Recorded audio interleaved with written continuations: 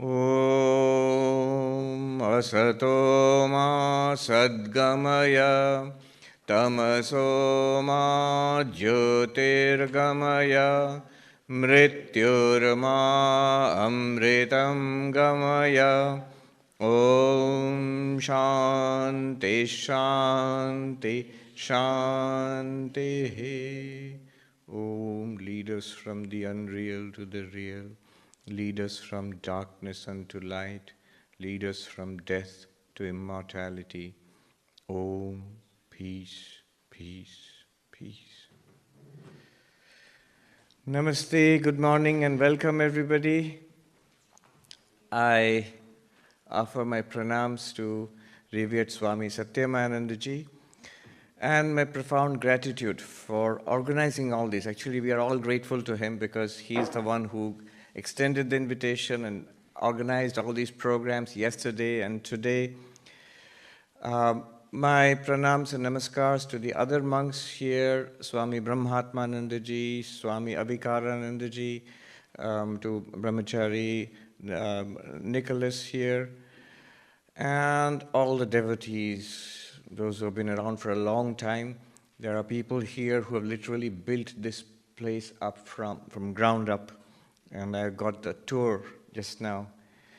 I've met some of the long-timers here, and an owl also. We just met an owl right now, sitting right there.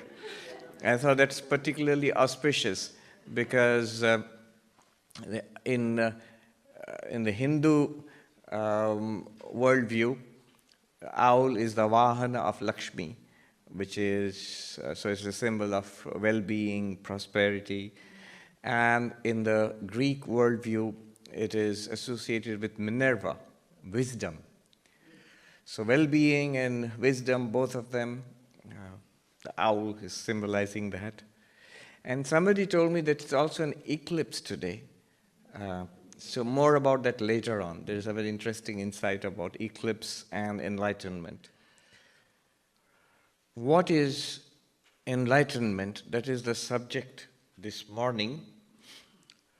I remember reading Heinrich Zimmer, the famous Indologist, German, who later relocated to United States, to New York, and most of his writings were published from here.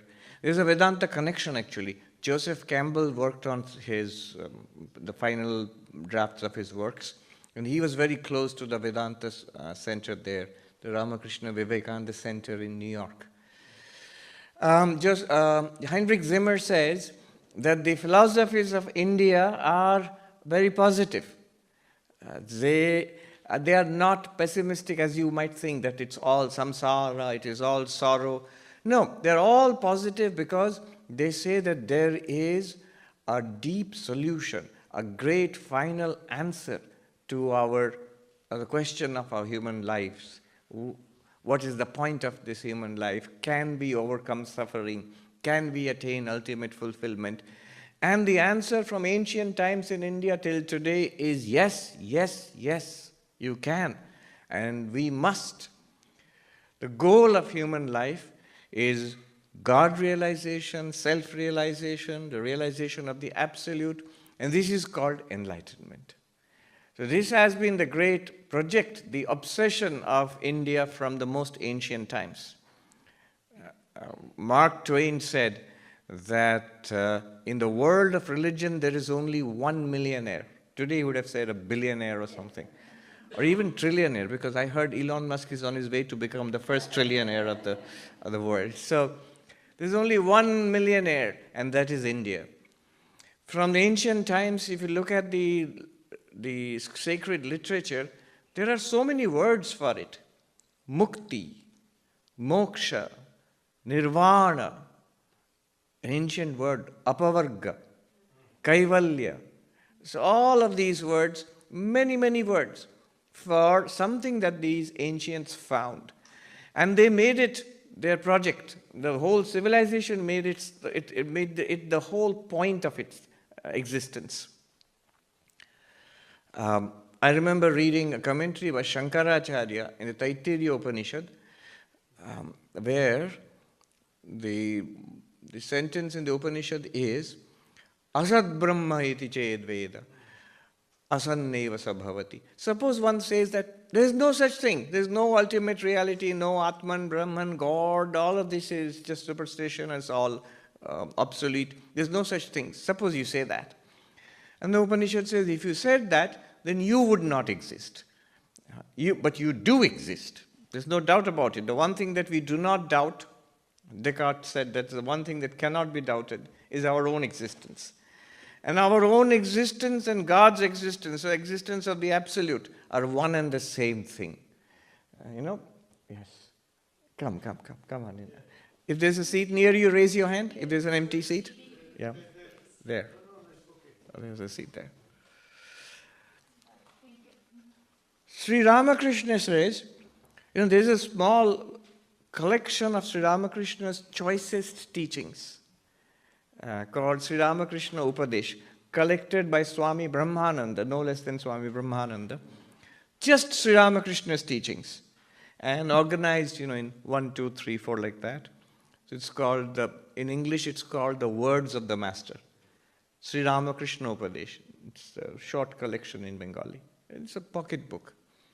In fact, the Swami in San Francisco, Swami Ashokananda, who was there in 1940s, 50s, 60s, he said once that this is going to be a spiritual classic in the future, and the world shall carry it around in their pockets.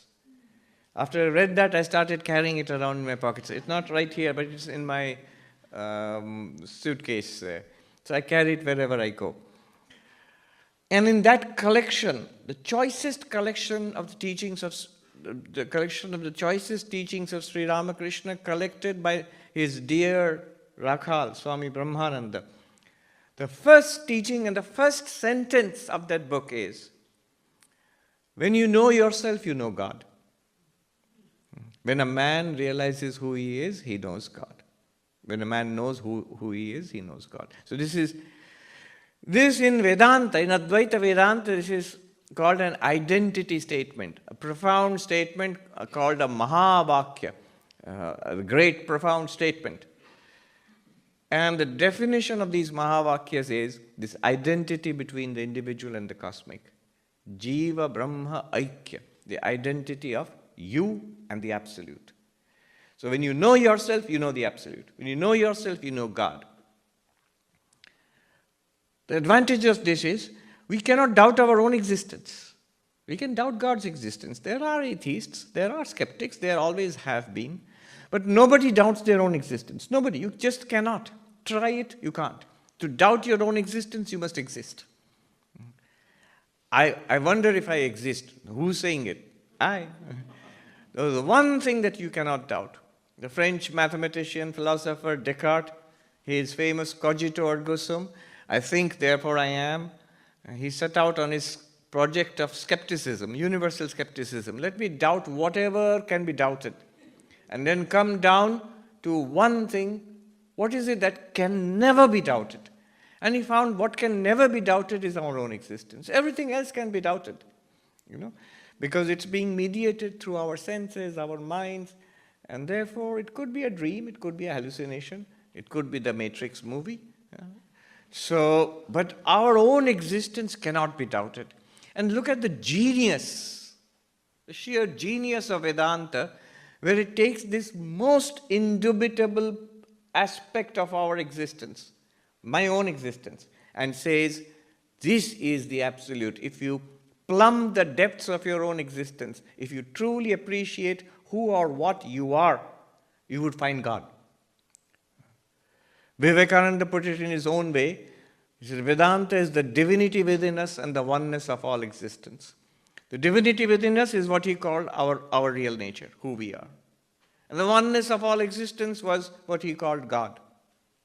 The only God I believe in is the sum total of all human souls. The oneness of all existence. So that is Vedanta. If you know yourself, you know who you are. You know what you are. And this knowing oneself, realizing what I am, this is called enlightenment. I mentioned this Shankaracharya's commentary there. He says if you doubt the existence of Brahman, if you doubt the existence of the Absolute, if you doubt the existence of some ultimate reality, then Indian society has no purpose at all. He raises this question, he raises a very, very interesting observation. This whole organization of Indian society, he says, Brahma pratipatti artham tesham. All of it is designed for enlightenment, for realization of Brahman. Now, if you say that there is no such thing, then the whole thing falls apart. There's no point to anything then. So this was a whole civilization engineered to, geared towards realization of the ultimate, geared towards enlightenment. So we are asking a profound question here. What is true enlightenment? And the text that I have chosen is one of the Upanishads. Upanishads are the very basis of Advaita Vedanta, of Vedanta. Vedanta nama Upanishad pramanam. The source of spiritual knowledge called the Upanishads is Vedanta. Vedanta is literally that.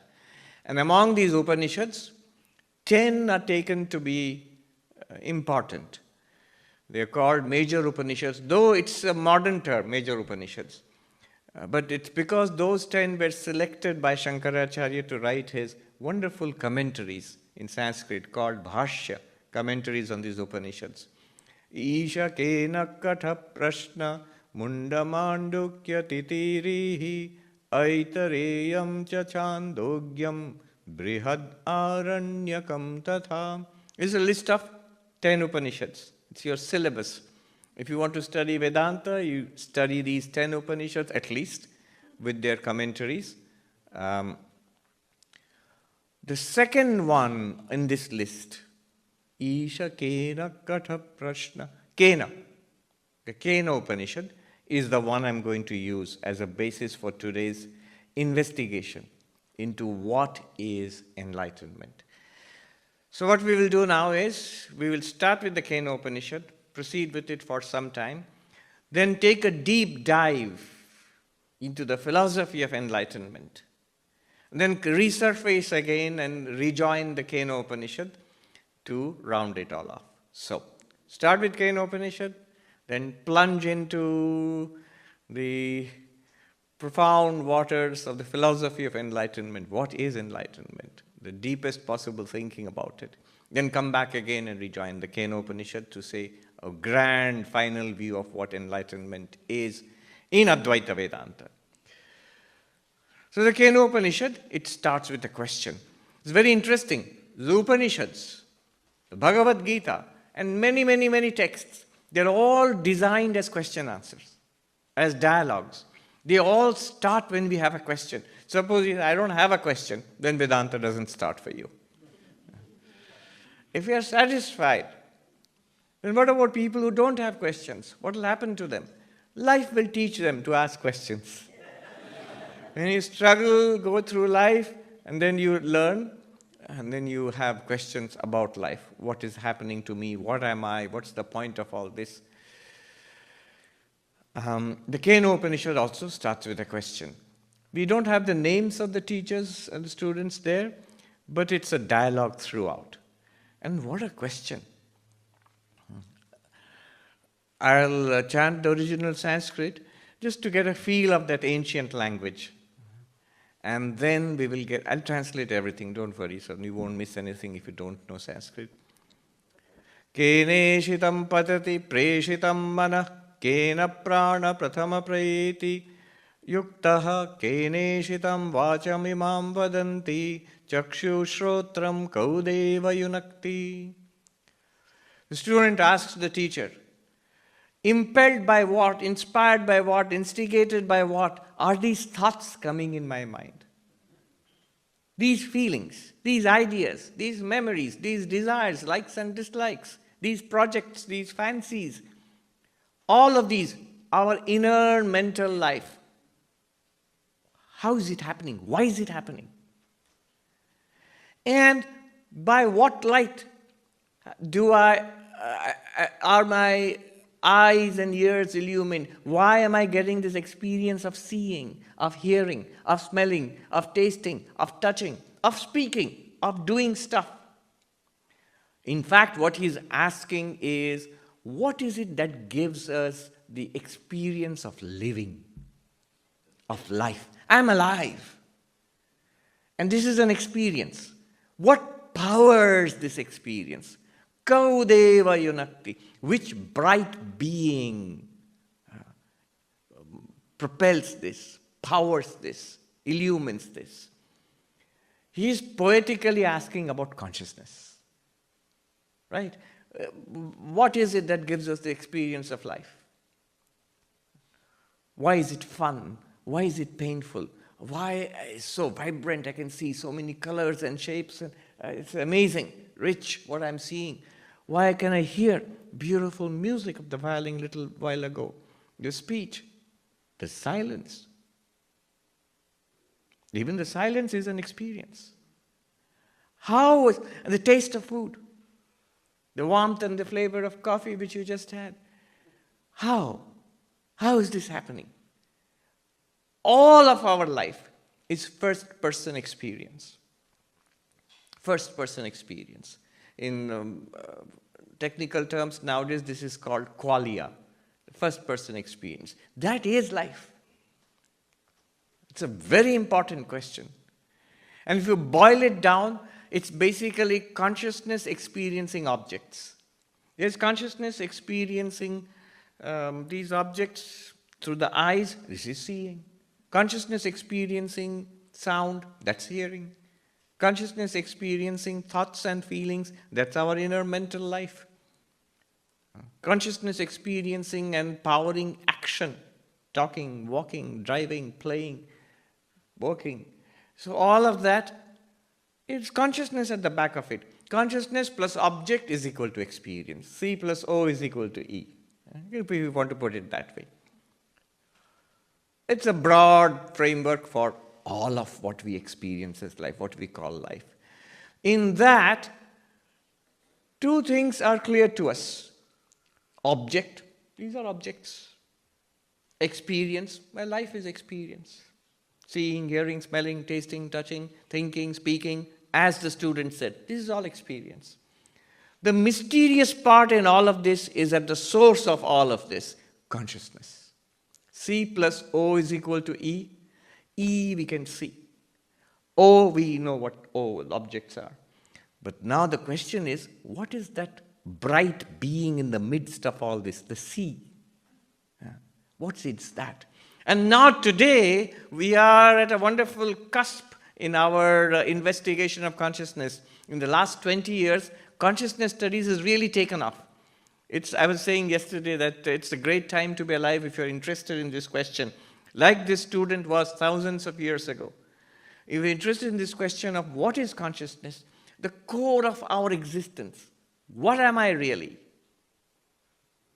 Again, don't forget the thread. Why am I asking this? Because the promise is, if I truly know myself, I will know the Absolute, I will know God. And that constitutes enlightenment. So there is a method to my madness. Why am I here right now? It's because we are answering the question, what is enlightenment? So what is consciousness? Right now there is a tremendous interest in consciousness studies. Tremendous. Yesterday I was mentioning how there is recently a video has been put up in YouTube about all the possible answers. 325 theories of consciousness. If you Google it on YouTube, 325 theories of consciousness. There actually are catalogued 325 answers to this question, what is consciousness? Which means we don't have an answer. In science, when you have an answer, you have an answer. You do not have 325 answers. If you have 325 answers, that's equal to saying, I don't know. I have many theories about it, but I really don't know.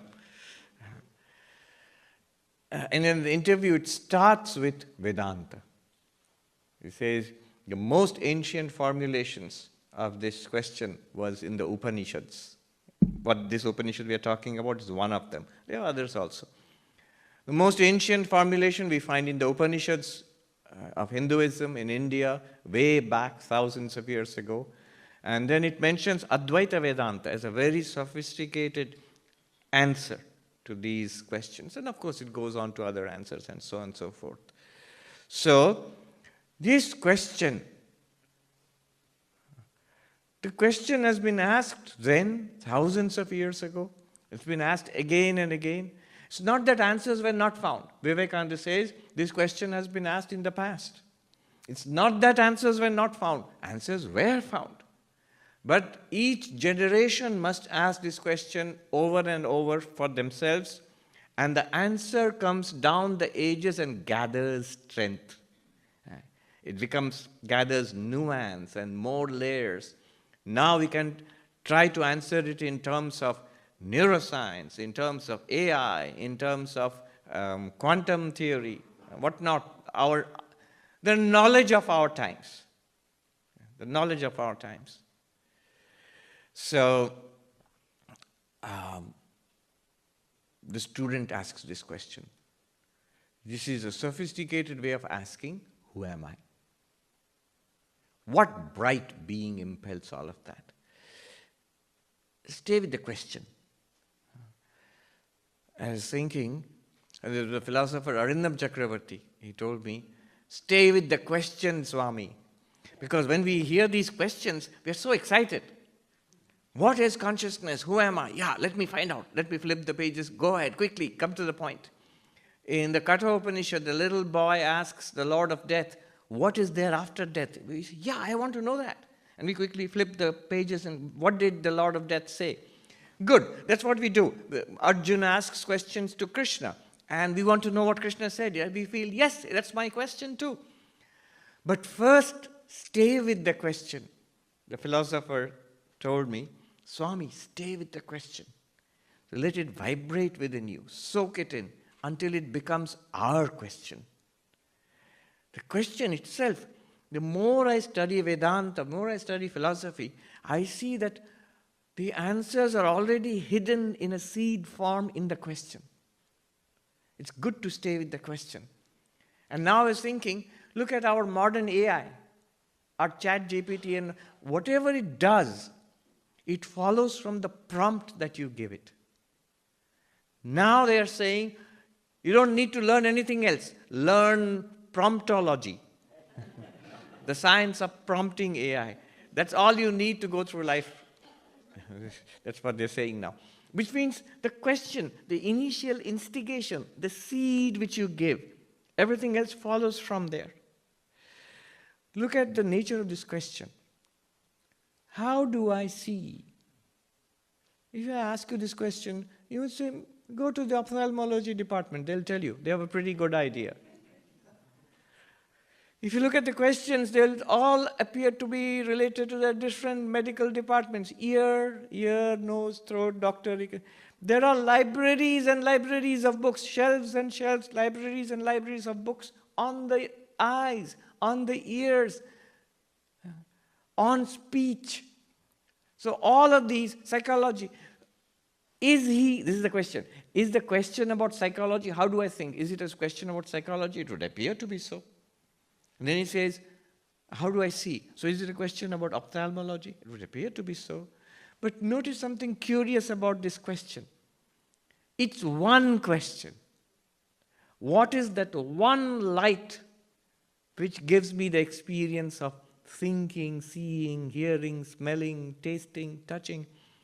Meaning thereby, if you would investigate the body, if you would find every answer about physiology, answer all the questions of physiology, answer all the questions of psychology, and so on, you would still not come to the answer this person was seeking.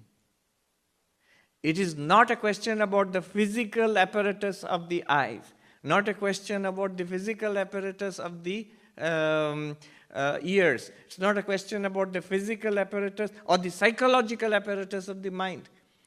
It's not a question about psychology, it's not a question about ophthalmology, it's not a question about hearing, it's not a question about speech. No.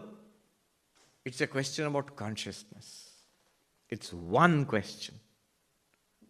The great philosopher Wittgenstein said, when all of the great problems of science have been solved, all the questions of science have been answered, nothing of value would have been learned. What a stunning statement to say. Why? No. It still doesn't solve the most profound question about who or what we are. This is the thing. Look at the beauty of this question. Now, what is the answer? The teacher answers. The answer is even more amazing than the question. The Upanishads are amazing texts, and the Kena Upanishad is especially stunning. There is a twist and a drama and humor at every step. It's utterly unexpected. Just as this question is amazing, now look at the answer. The teacher answers, Shrotrasya shrotram manaso mano yad vachoha vacham sau pranasya pranaha chakshushas chakshurati muchya dhira pretyasmad lokadamrita bhavanti. What did he say? It is the ear of the ear, it is the mind of the mind, it is the speech of the speech, it is the eye of the eye. And realizing this, one transcends and attains immortality, the wise one. In this one statement, he has given us the answer to the mystery of consciousness. And what's the point of it? Why are we investigating it? And what will we get out of this? The answer to what consciousness is, and why should we pursue it, and if we do pursue it and understand what it is, what benefit are we going? What's the point of this entire project? That also is answered. First, let's look at the beauty of this answer and the stunning nature of this answer. He says, you want to know how you're getting the experience of hearing? His student says, yes. It is because of the ear of the ear. What? And before he can think about it, how you get the experience of thinking, imagining, desiring, remembering, all of that, the inner mental life which we have? Yes, it is the mind of the mind. And how you have the experience of seeing, that student by now knows. He says, don't tell me, it's the eye of the eye. You're right. And the experience of speaking. By the way, speaking is just a placeholder for all activity. Speech is the motor organ, so all activity, not just speaking, walking, running and grasping and driving and playing and working, all of that. How? It is the speech of the speech, and so on. What does he mean here? Notice three things here about this answer. One is, when you say you get the experience of hearing because of the ear of the ear,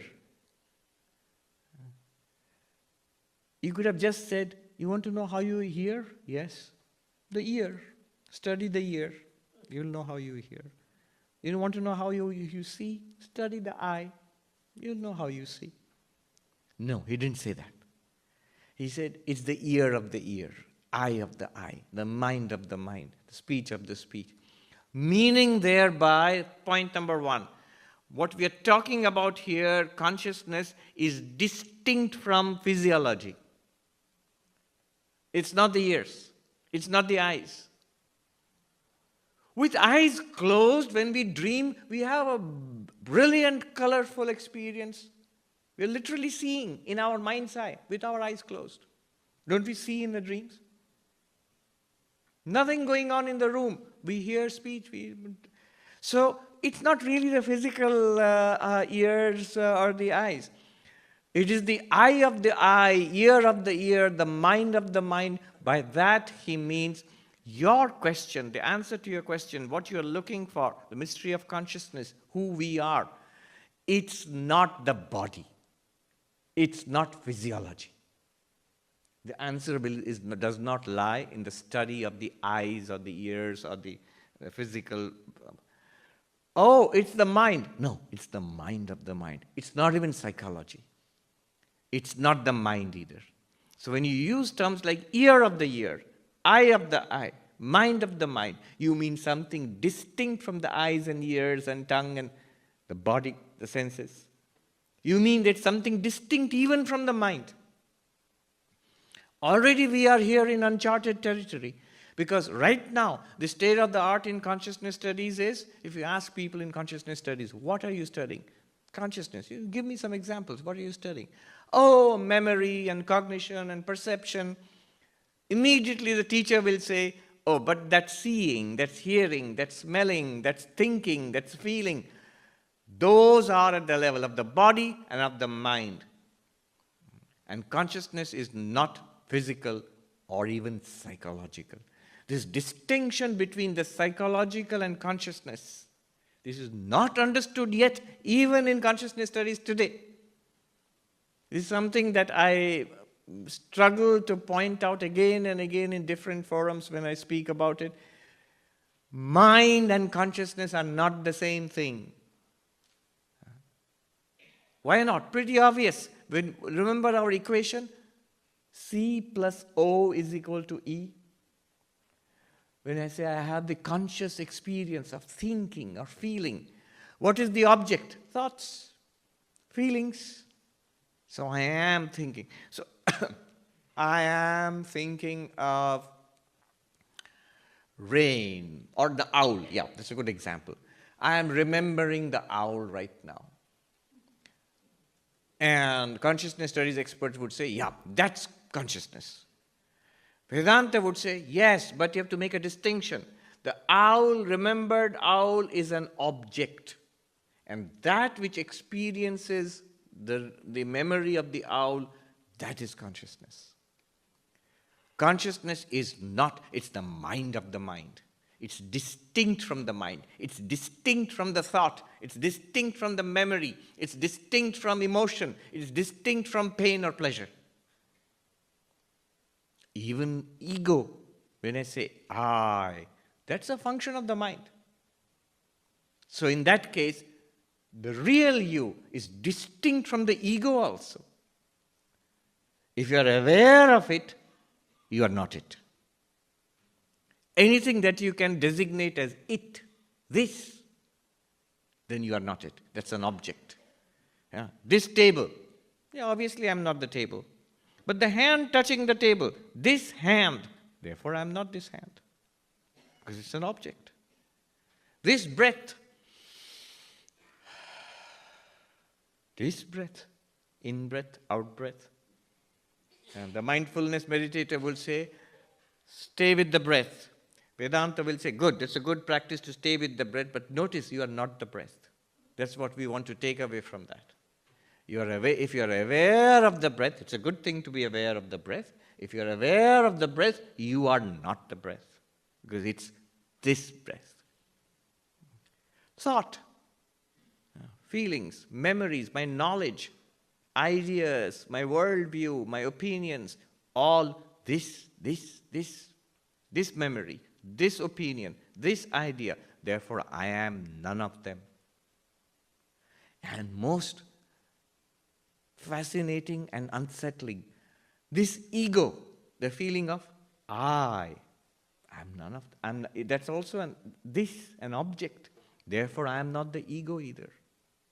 So this is the first thing we take away from the peculiar language that the teacher is using. Ear of the ear, eye of the eye, mind of the mind. We are not the body, we are not the mind, we are not even the ego. We are already in extraordinary territory. That's what we thought about ourselves till now. I am this body, these thoughts, these feelings, these memories, these grumbles and complaints, these projects and fancies. This is who I am. No, these are all objects. And you are that which experiences these objects. You are the eye of the eye, ear of the ear, mind of the mind, and so on.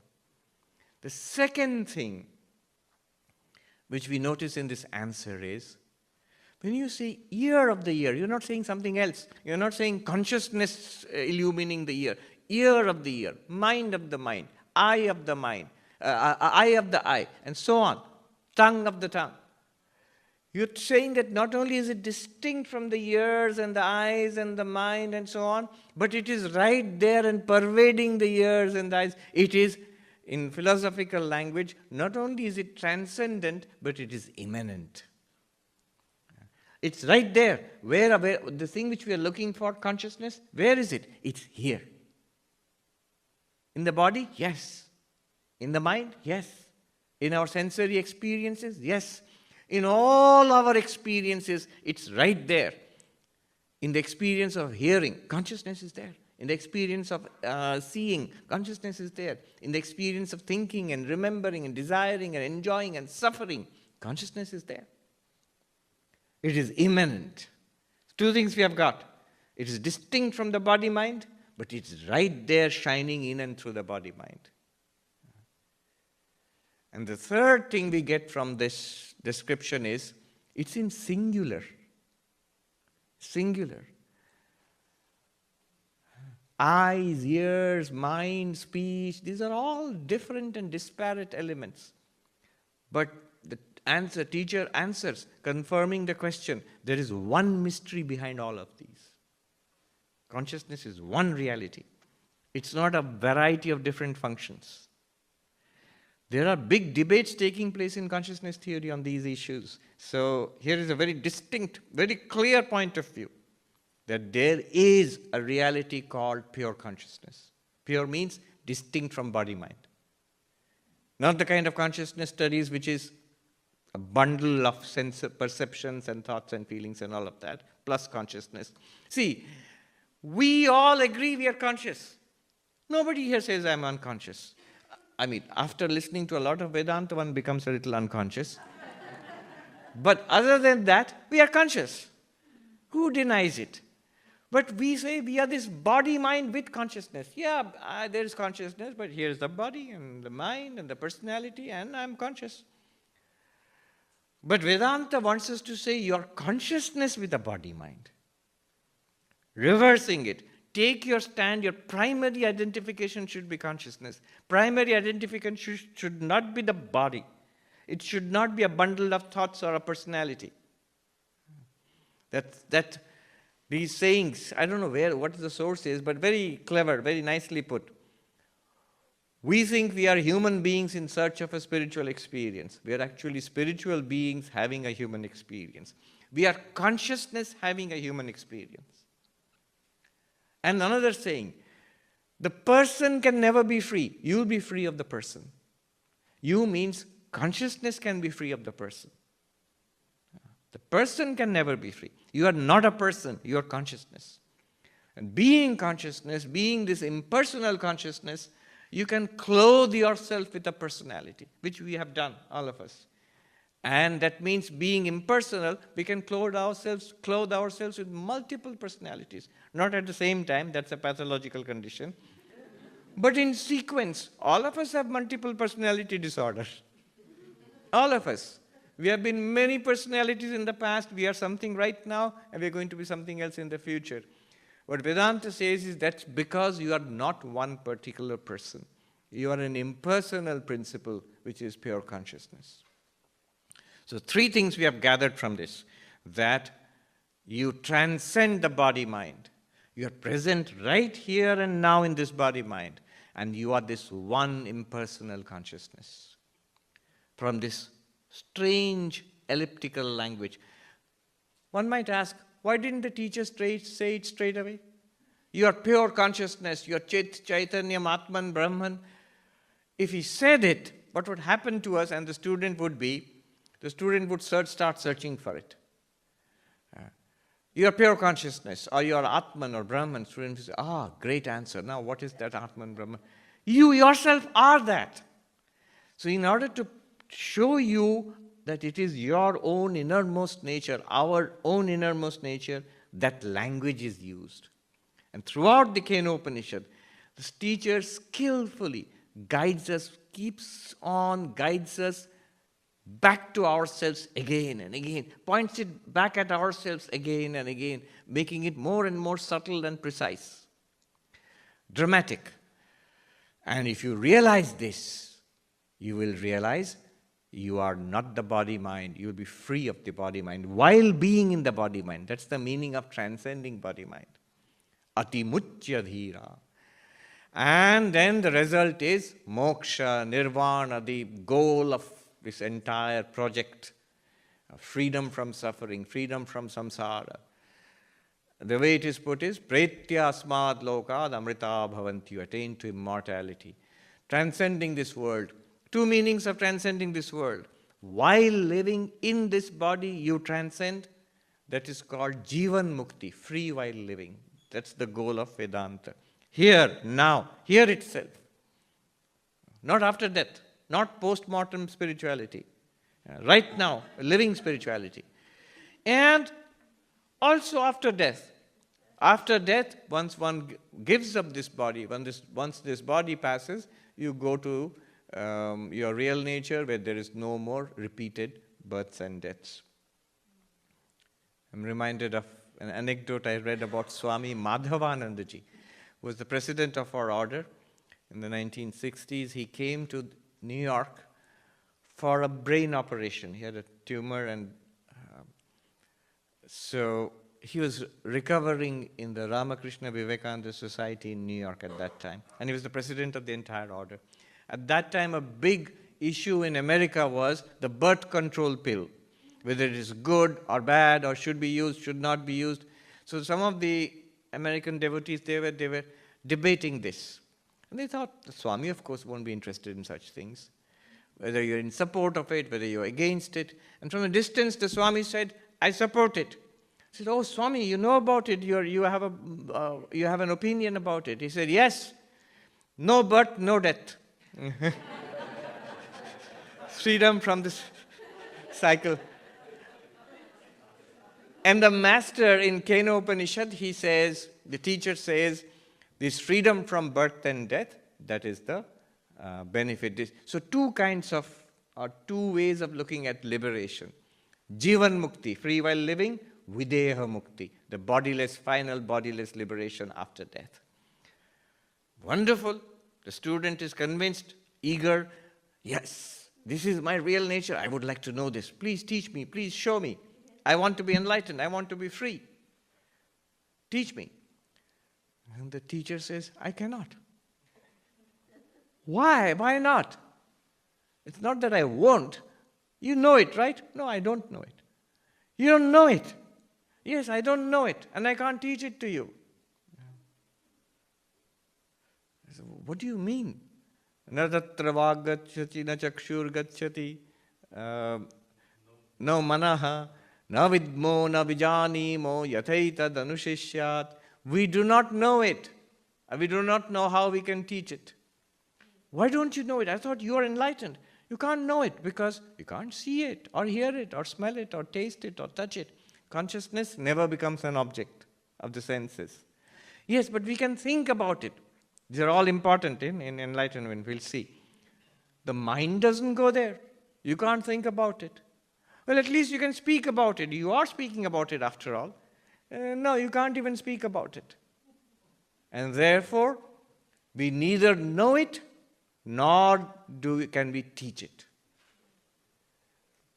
You can imagine the disappointment. He says, you should have told us this. We drove all the way out here on this perfectly nice Seattle Sunday morning, and now you say that you don't know it, you don't know what you're talking about? And the teacher says, wait, there is a way.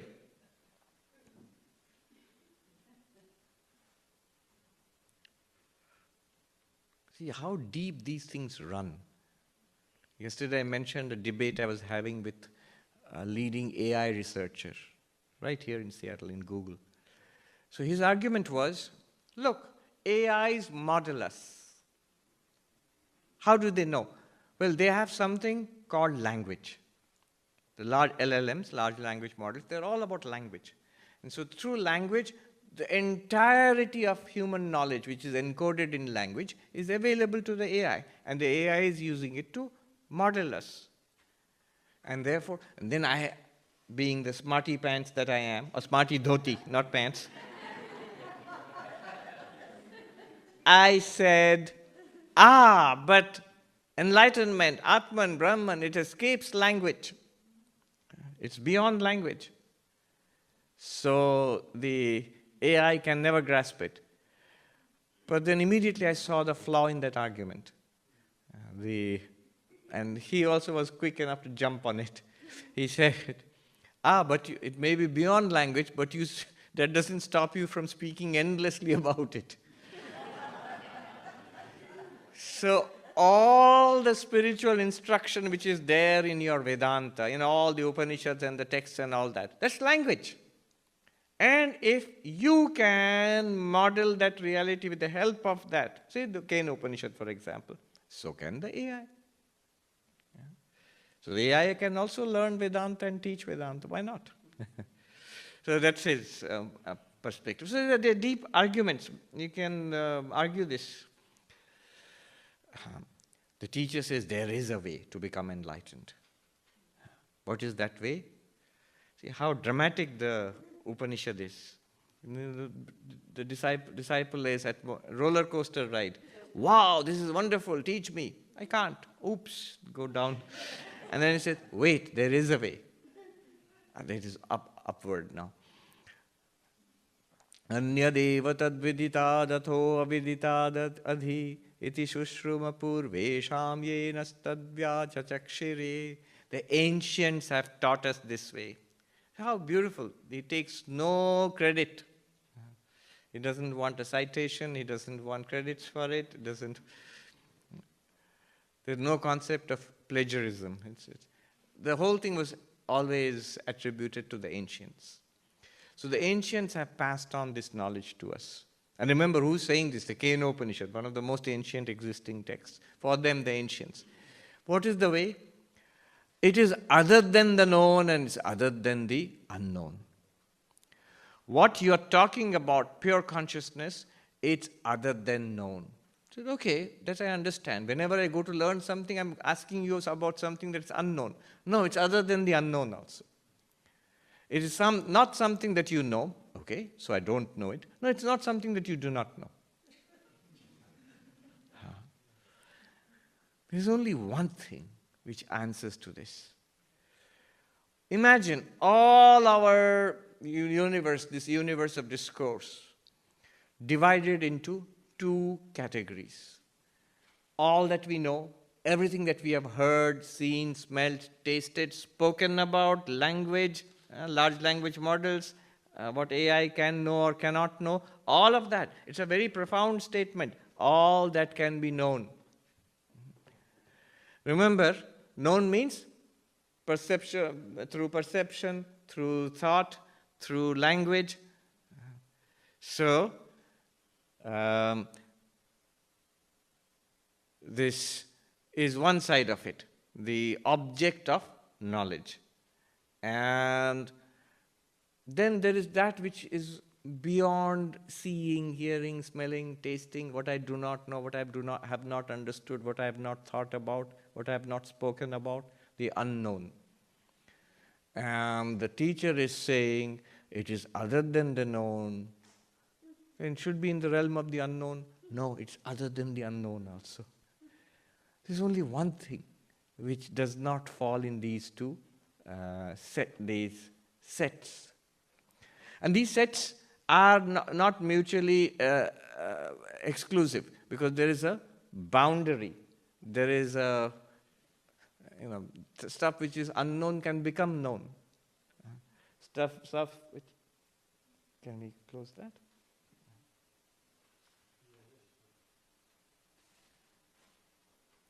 Stuff which is known can also become unknown because we can forget the stuff. A lot of the stuff we have learnt in school is already unknown to us. But it leaves out the question of to whom is all this known and to whom is all this unknown. Consciousness is not something that is known, but yet you cannot say consciousness is unknown. Because it is to consciousness that things are known or unknown. Go back to the old equation. Consciousness plus object is equal to experience. Those objects which have come in the realm of our conscious knowledge, which we have seen, heard, smelled, tasted, talked about, thought about, that is in the realm of knowledge. And those objects which have not yet been presented to consciousness through our instruments of knowledge, those are in the realm of the unknown. But consciousness itself, is it known or is it unknown? It's neither known because it never becomes an object. But it's not unknown because it illumines all objects. All the time it is revealing itself in the act of experiencing. To understand this, think about the eyes. When we see stuff,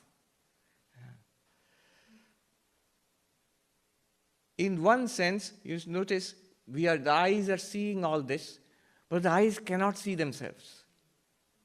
And don't tell me to look in a mirror. In a mirror, you see the reflection of the eyes. In a selfie, you see the picture of the eyes. But the eyes, the way they are directly seeing stuff, that way they cannot see themselves. So are the eyes unseen? Not quite. In every seeing, the eyes are revealed. Now, when I see this gorgeous display of color, and shapes and people and furniture and space, I am also experiencing my eyes in every seeing. Seeing the table is an experience of the table, but also of my eyes. Seeing the audience is an experience of the audience, but also of my eyes. Seeing the space and the forest is an experience of the space and the forest, but also of the eyes, because the eyes are revealing all of that, and they are self-revealed in the act of revealing all of that. I cannot truly say that the eyes are unseen. So they are more than seen, I can say. They are seen, quote-unquote seen in every seeing. Consciousness is experienced, is known in every knowing. Even in the unknown, to what is something unknown? To consciousness. When I say that X is unknown, that's in consciousness I am making a statement. Let me give you the example. Our senior most member in New York is Bill Conrad. He's 101 this year. Just a couple of months ago, he became 101. So he's a Vedanta veteran. He's also a World War II veteran, by the way. And he is a committed physicalist in some sense. And he says, Swami, it is not true that the universe appears in consciousness. Rather, the universe is outside. This room exists apart from consciousness. And I'll prove it to you. Let us put a camera in this room, and we will walk out of this room. The camera will record the stuff in this room, and when we come back into the room, I will show you the picture in the camera, which will show you an empty room without existing very nicely, without any consciousness anywhere. No conscious beings. I said, Bill, in your own consciousness, in your awareness, you designed this experiment. In your awareness, in your consciousness, you invited us to leave the room. In your consciousness, you invited us back into an apparently empty room. In your consciousness, you displayed the pictures in the camera showing an empty room which appeared in your consciousness. At which time did you step outside your consciousness? Everything, all knowledge, all experience is not only possible in consciousness, all knowledge is possible in consciousness, but the unknown is also presented in consciousness. Another example. In a dream, suppose you're walking in the forest, it's in your dream. Now you will find that some part of the forest is known. I can see it, I can hear the stuff. And you also have the feeling there's a vast part of the forest and the lands all around and Seattle and all of that, which is unknown by me right now. But when you wake up, what will happen? You will realize that known part of the forest and the vast unknown surrounding it, all was in the mind. It was dreamt up in the mind. In the same way, this is a profound truth to understand, not usually understood. When you say consciousness is fundamental, all-pervasive, non-dual, question will arise, in that case I should know everything and all the time. Not necessarily. That which is known and that which is unknown are both presented in consciousness. It is known to consciousness, in consciousness. It is unknown to consciousness, in consciousness. So that is the real nature of consciousness, beyond the known and the unknown. And the rest of the Upanishad is just an expansion of this teaching. It comes up again and again in a dozen different ways. Now is the time. First part of the teaching is over. Our introduction to enlightenment is, who am I? And that who am I translates into... See, the big question is, what is the absolute? God, Brahman, Atman. And from there question comes, who am I? Because the promise is, if you know who am I, you know Brahman, Atman, God. But to know who am I, what are you trying to know? Are you trying to know the body? That will be physiology. Are you trying to know the mind? That will be psychology. No. The question sharpens into, what is consciousness? And then the nature of consciousness is pointed out as transcendent, immanent, and one. Eye of the eye, ear of the ear, mind of the mind. As other than the known, other than the unknown. Not an object to be known by senses, not something to be thought of by the mind, not something to be expressed in language. Other than the known, other than the unknown, constituting our real nature as consciousness, which illumines both the known and the unknown. So far, this is the journey so far. If you thought that was dry, it was abstract, you are in trouble. Now the real abstract part begins. We're going to have a deep dive into the philosophy of enlightenment in Advaita Vedanta with the help of the eclipse. So it goes like this. So now I'm drawing from a manual of Advaita Vedanta called Vedanta Sara, the essence of Vedanta.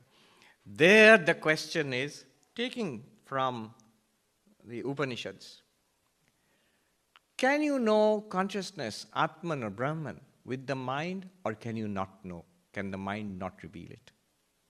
What's the role of the mind? If you say it's not an object, not something that the mind can think about, then there's no other way of knowing it. If you think it's the mind can know it, then it's an object of the mind. And the Upanishads seem to say both things. Here, just now we read, we heard the Upanishad, the teacher is saying, no manaha, the mind cannot reveal consciousness. We again read again and again, avang manasa gocharam, not accessed by speech or by the mind. But the Upanishad also says, there are Upanishads which say, manasaiva anudrashtavyam, only by the mind it can be realized. So the question now remains, can it be known by the mind or can it not be known by the mind? Or you can refine it further. What's the role of the mind in enlightenment? In fact, what is enlightenment? Deep dive. We have defined enlightenment as knowing what is consciousness, as knowing what I am, self-knowledge. Now, in the Vedanta Sara, it says, first we must understand in Vedanta what is meant by knowledge. What do you mean by knowing something? What happens when you know something? Then we will know what is meant by self-knowledge, knowing ourselves. How is it different from ordinary knowledge? What is ordinary knowledge? We are sticking very close to the student's original question. How do I see, hear, smell, taste, touch? Same question is going on. What is ordinary knowledge and what is enlightenment? Special knowledge, knowledge of ourselves. Okay. This is called Vedantic epistemology. Not entirely essential, but it's very fascinating though. Exactly what happens when we experience life, and then how can we relate that to enlightenment, self-realization? What happens when we become enlightened? It goes like this. According to Vedanta, there is pure consciousness, existence, consciousness, bliss, sat, chid, ananda, or pure consciousness, just awareness, bare awareness.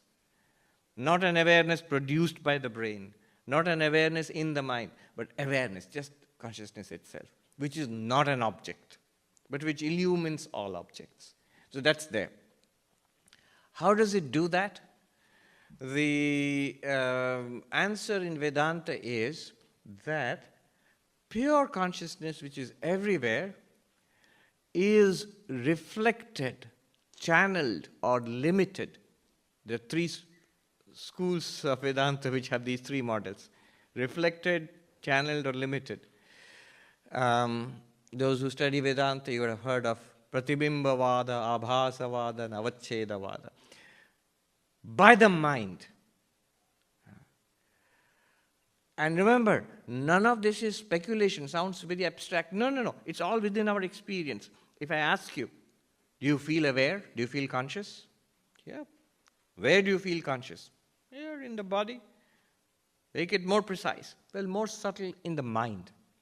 What feels conscious, most conscious to us is our own thoughts, feelings, emotions.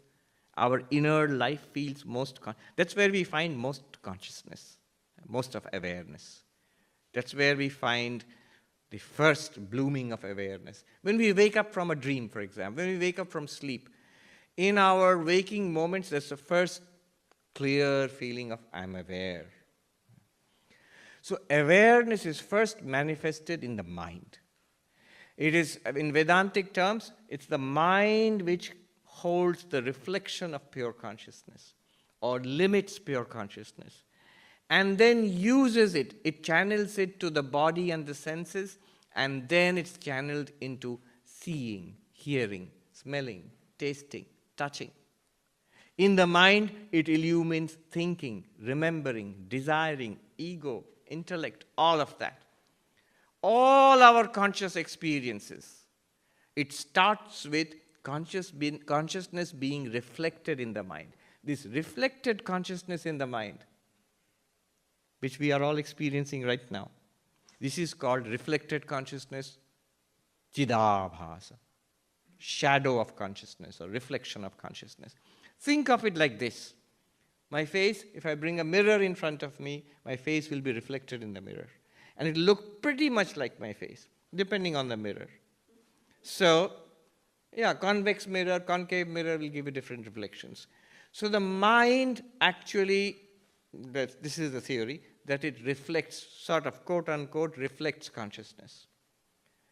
You have a pretty good working facsimile of consciousness in the mind right now.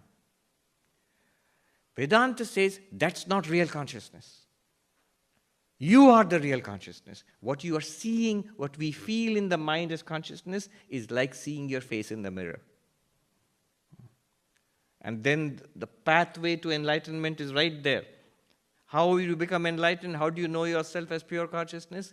How would you go from the reflection of your face in the mirror to the real face? How would you do that? There's no way of teaching you that inward turn is what is necessary. That you have to do yourself. The last thing that Vedanta can show you is the appearance of consciousness in the mind and then tell you, you are shining on the mind as pure consciousness. Go from that consciousness in the mind back to yourself. Anyway, but that's not our journey. Our journey is outward now. How do we know stuff in the world? We're trying to explain how that equation works. Consciousness plus object is equal to experience. Still trying to answer the original question of the student. So, reflected consciousness in the mind illumines the movements. Now, Vedantic epistemology. The movements in the mind are illumined by the reflected consciousness. You have a thought. 1 + 1 is 2. That's a thought. That's a movement in the mind. In Sanskrit, this is called chitta vritti, a mental modification. And in that mental modification, consciousness is reflected, like a face in the mirror. That reflected consciousness in that mental modification gives you the experience 1 + 1 is equal to 2. When you just think 1 + 1 is equal to 2, there are two parts to it. There is a mental modification and there is a conscious experience. The conscious experience is because of the reflection of consciousness in that mental modification. And the particular form of that experience, what is that particular form? It's a thought, 1 + 1 is 2. That was provided by the mental modification.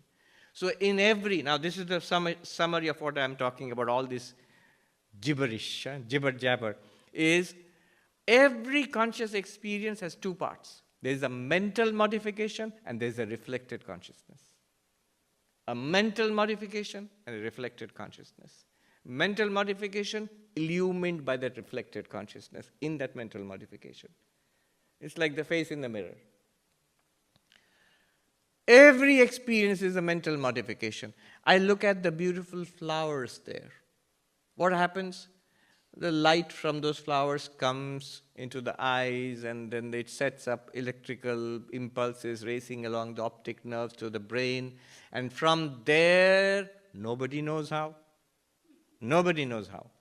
From the optic nerves in the brain, it is presented to the mind as a mental modification. In the mind, there is a mental modification, chitta vritti, about what? About, oh, what pretty flowers. That is the mental modification. And the consciousness reflected in that mental modification, oh, what pretty flowers, that illumines it. And then I get the experience, pretty flowers. And this is true of all our experience. If you're reading something, you are working, you are thinking, imagining, suffering, remembering, all of it, what do you call life? All of this is mental modification illumined by reflected consciousness. And to understand this, that is no speculation. Just check in your experience. You will find something happening in the mind. Of course, something happening in the world and the body and the senses, but finally something must happen in the mind. That's the mental experience, mental modification. And it feels like something. It shines. It's revealed. That's the reflected consciousness. Neither of it is you. But this is how knowledge takes place according to Vedanta. This mental modification, for those who are interested, the Sanskrit word is vritti vyapti. The reflected consciousness in that mental modification in Sanskrit word is phala-vyapti. If you translate, it becomes unintelligible gibberish. Pervasion by mental modification, pervasion by reflected consciousness. Put them together, you have knowledge. You have experience. You have knowledge. Now, also explains ignorance. There is consciousness all around. What's behind me, I don't know. Why don't I know this? I don't have any mental modification about it. The moment I look around, there's Vivekananda behind me. Now I have a mental modification. It was immediately illumined by reflected consciousness. In Sanskrit, there was vritti vyapti, pervasion by the mental modification. And there was phala vyapti, pervasion by the reflected consciousness. And I had the experience, here is Vivekananda. This is ordinary knowledge. All our knowledge, whatever we do in life, all of it works like this. This is the claim. This is the Vedantic epistemology of knowledge. Now, what about enlightenment? Remember, here, a table, or those flowers are the object. And I can use the instrument, the eyes, and the mind, and then reflect consciousness on it, and then say, I'm seeing the flowers. But now, what is the object? The consciousness itself. Not the flower, not the eyes, not the mind, not even the mental modification, not even the reflected consciousness. The original consciousness is now the object of my study. When I want self-realization. How do you do that? How do you do that?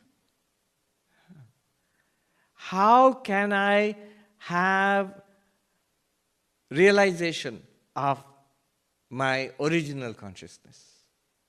Here is where the eclipse becomes useful. This I heard from a Swami in Kankhal, in Haridwar. I'm still within time. Yes.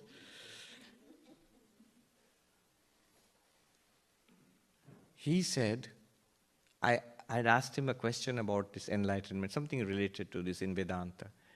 And he said, that जो सूर्य ग्रहण होता है ना, I didn't understand. What did he mean? And I asked one of the disciples to explain it to me. It is a well-known example in Vedanta. It works like this. At night, the moon illumines the earth. Imagine the earth is this world, and the moon is illumining the world with moonlight. But you know it is sunlight actually. It's a sun's light falling on the moon which illumines. So at night you don't see the sun though. Now the sunlight is illumining the world in darkness. Okay. Now how do you know the world? Well, you use the moon to reflect the sunlight and then illumine the world. Similarly, how do we know the world in Vedanta, in our day-to-day life? You use pure consciousness, reflected from the moon of the mind, focused on this world. This is how we know the world. How do you know it? The technical details, vritti vyapti plus phala vyapti. Pervasion by mental modification plus pervasion by reflected consciousness. Notice, what is the pervasion by mental modification here? It's the moon focused on the earth. And the moon changes its phases. That's why you get different kinds of illumination throughout the phases of the moon. So the focusing of the moon on the earth is important. That's pervasion by the mind. And the reflected consciousness, the sunlight reflected from the moon as moonlight, it illumines whatever the moon is pointing towards. It's like taking a flashlight into a dark room. What do you do when you want to see something in the dark room with a flashlight? You first switch it on, and then you point it towards what you want to see. There is light. It will reveal, but it won't reveal the whole room. It has a narrow beam. So pointing the flashlight is important. That is called pervasion by the mind. And then the light from the flashlight will illumine that object. That is called pervasion by reflected consciousness. So two things are necessary. The mind must orient itself to what you want to know. And then the reflected consciousness will reveal what the mind has oriented itself to. It sounds very fancy. It's as simple as, I want to know what's in this book. What must you do? Well, you must open the book. You must look at it. You must read it. All of that in the service of pervasion by the mind. And the reflected consciousness in the mind will reveal whatever you put into the mind. That's all. Moonlight reveals what's there in the earth. But the moonlight is coming from the sun. Now what's our project? I want to know the sun. How can the moon help me to know the sun? And then the teacher says, solar eclipse. What happens in solar eclipse? Well, the moon comes between the earth and the sun, right? And the disk of the sun is obscured for a while. Two things will happen. One, the earth will pass into darkness for a while. Notice why we are required to turn away from worldly life in spiritual pursuits. Not just monastic life, in meditation, in self-inquiry. Everywhere the mind is turned around into itself. It's like the solar eclipse. In the solar eclipse, the light is no longer being reflected from the moon to the earth at night. What's happening? The moon has come between the sun and the earth. Now what is happening is quite remarkable. The light coming from the sun is now reflected back towards the sun. Right? The moon has come between the sun and the earth. The light coming from the sun no longer comes to the moon and goes to the earth. Rather, it comes to the moon and is reflected back towards the sun. Now let me ask you a question. Is the sun illumined by reflected moonlight? No, that's a ridiculous question. What do you illumine? That which is in darkness. Was the sun ever in darkness? Does the sun require illumination? No. It doesn't require the measly moonlight for its own illumination. One, because it's self-illumined with 1,000 times more light than the moonlight. And not only that, the moonlight is also sunlight. Even if the moon faithfully reflects the light back to the sun, it's not necessary. But what is necessary? The moon must come between the earth and the sun. So this is a good example for illumination. What happens in illumination for enlightenment is self-realization or enlightenment is the mind, to put all this simply, the mind must be thoroughly oriented towards Atman, Brahman, God, whatever you call it. It must be immersed in. Will it know thereby? Will the mind be able to illumine Atman, Brahman, God? Not at all. The moon cannot illumine the sun, need not illumine the sun. What will happen is the moon will be flooded by the already existing sunlight. Similarly, Atman, Brahman, our real nature, pure consciousness, is already continuously shining and revealing itself. It's just when the mind is properly oriented towards it, then something remarkable occurs. You realize the light is realized by itself. The sun realizes itself as light. There's no other way of putting it. Sri Ramakrishna says, Bodhe Bodhkara, consciousness realizing itself as consciousness. Pure consciousness realizing itself as consciousness. Did the mind play a role or not? Did the moon play a role or not? Yes and no. What was done? What role does the mind play? The precise answer. The mental modification of the mind is necessary. What is not necessary? The reflected consciousness is not necessary. Or in our technical language, vritti vyapti is necessary, phala vyapti is not necessary. Pervasion by mental modification is necessary. Pervasion by reflected consciousness is not necessary for self-realization. Because you are unlimited consciousness yourself. You don't need to reflect consciousness back from the moon towards yourself to realize, oh, I am consciousness. No. How do you orient the mind towards yourself? Vedanta, Upanishads, Gita, the Drigdrishya Viveka, the method of the seer and the seen, the Panchakosha Viveka, the method of the 5 layers of the human personality, the Avasthatraya Viveka, the 3 states of waking, dreaming and sleeping, the analysis. These are all ways of vritti vyapti, of pervading the mind, focusing the mind on Brahman through this analysis. And this analysis will not reveal Atman or Brahman. That is already self-revealed. So when the illumination comes, pervasion by the mind is necessary, pervasion by reflected consciousness not necessary. This is the Vedantic epistemology of enlightenment. This also explains the 2 Upanishadic statements.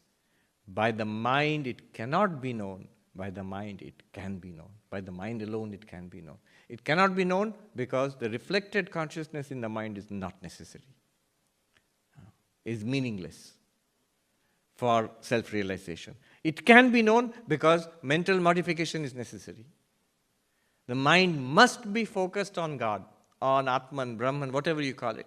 Mind is necessary. That's why complete dedication of the mind in spiritual life is absolutely necessary. The complete inward turning away, the solar eclipse of let the world pass into darkness for a short while. Then the sun will realize itself as the sun.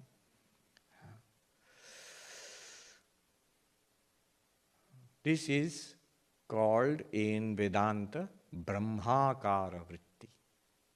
This is a technical term. That flower, when I know the flower, this is called flower akara vritti, a mental modification with the content of the flower. Brahmakara vritti, mental modification with the content focused on Brahman. How do you get it? Through Vedanta. Supported by meditation, by devotion, by all sorts of spiritual practices. That's all that we are trying to generate in the mind. So the mind can know Brahman and cannot know Brahman in these 2 very precise senses. It's not being mysterious or vague. A very clear philosophical sense in which the mind can know Brahman.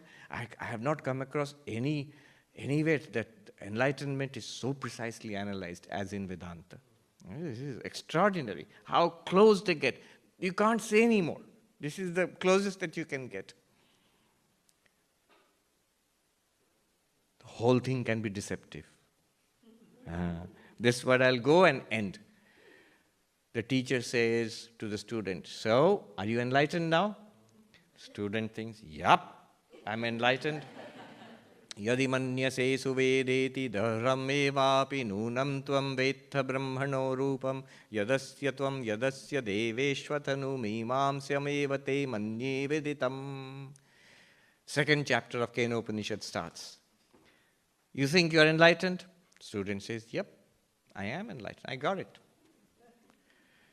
Teacher says, if you think you are enlightened, there's very little that you know. Maybe you know something. There's very little that you know about Brahman in yourself or in the cosmos. What should I do then? He uses a very ancient word, mimamsyam evate. Try again. Mimamsa, the word mimamsa means, there's a Sanskrit meaning is pujita vichara, a reverential inquiry. Very interesting combination, reverence and inquiry. So this, try the reverential inquiry once again. And the student does it. He goes through the whole process of thinking, analyzing. Now, are you enlightened? See, this is a trap. It's a quiz that the teacher has set up to see whether the student is, did the teaching take. In Hindi, they use almost same terms. Theek theek baitha hai Mahatma ji. Has it, is the teaching, did it sit well in your mind? If you say yes, you are in trouble. If you say no, you are in trouble. Why? Because the teacher said, it is other than the known. So if you say that, yes, I know it, then you don't know it. Whatever you know is not Brahman, it's not Atman. And if suppose you say, I don't know it, then the whole teaching has failed. The point was to realize Brahman, right? So the teacher has failed, the school has failed, the whole thing is flunked. Now what does the student do? You can't say, yes, I know Brahman. You can't say, no, I know. You can't say, yes, I'm enlightened. You can't say, no, I'm not enlightened. What does the student do? So he says, mimamsyam evate, do the inquiry once again. Student says, done. Now, are you enlightened? Manye veditam. I think I'm enlightened. Yeah, I am. And you can see the teacher, you can literally see the teacher rolling his eyes. What do I do with this guy? I told you, before he could say anything, the student says, wait. The student is even better than, above the teacher, one step ahead of the teacher. He says, wait. Let me explain. Naham manye suvedeti no na vedeti vedacha yonas tad veda no na vedeti vedacha. Look at the language, the rhythm of it. He says, I don't say that I know Brahman. Ah, so you're ignorant. But I'm not ignorant. Ah, so you know Brahman. But I don't know either. And those amongst us, everybody looks puzzled. The teacher's face lights up. But everybody else looks puzzled. What is he going on about? What is the two of them? What are they going on about? And the student says, those amongst us who understand what I've just said, that I know it and I don't know it. But it's not that I do not know it either. They have truly understood. And the teacher says, wonderful, here is the best student. Summa cum laude is graduated. All the others are puzzled. What happened? You can imagine the student throwing his cap in the air and becoming enlightened. And then the teacher explains to the others. He says, okay, this is for the dummies who didn't get it. Here's the explanation. What happened? Yasya matam tasya matam yasya na vedasa avijñātam vijānatam vijñātam avijānatam. Those who say, I do not know it, they truly know it. And those who say, I know it, they do not truly know it. For it is known to those who do not know and it is unknown to those who know. I'm sure it's clear now.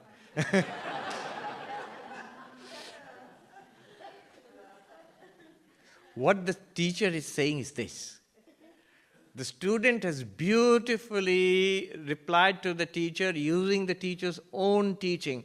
When the student says, it is not that I know, but it's not that I do not know, what is he saying? It is other than the known, it's other than the unknown.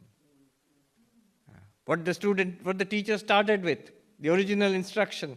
That has been, it's coming back from the student now in the student's own words, in the student's own experience.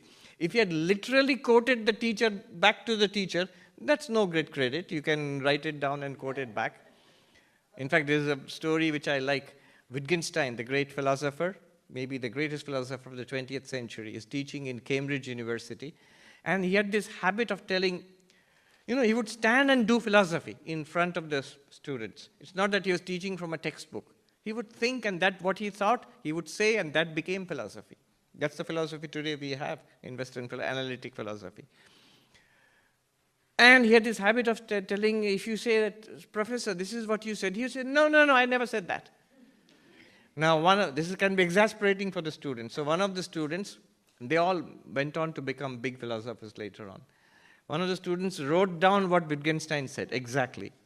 And the next class says, Professor, you said this. And as usual, Wittgenstein said, no, I did not say this. But you did. This is exactly what you said. These are the words. And Wittgenstein said, but you do not mean by those words what I meant by those words. Because you don't see. I know you're repeating the same words back, but you don't see what I meant. Yes. There's this wonderful Wittgenstein teacher at Harvard University, Goldberg.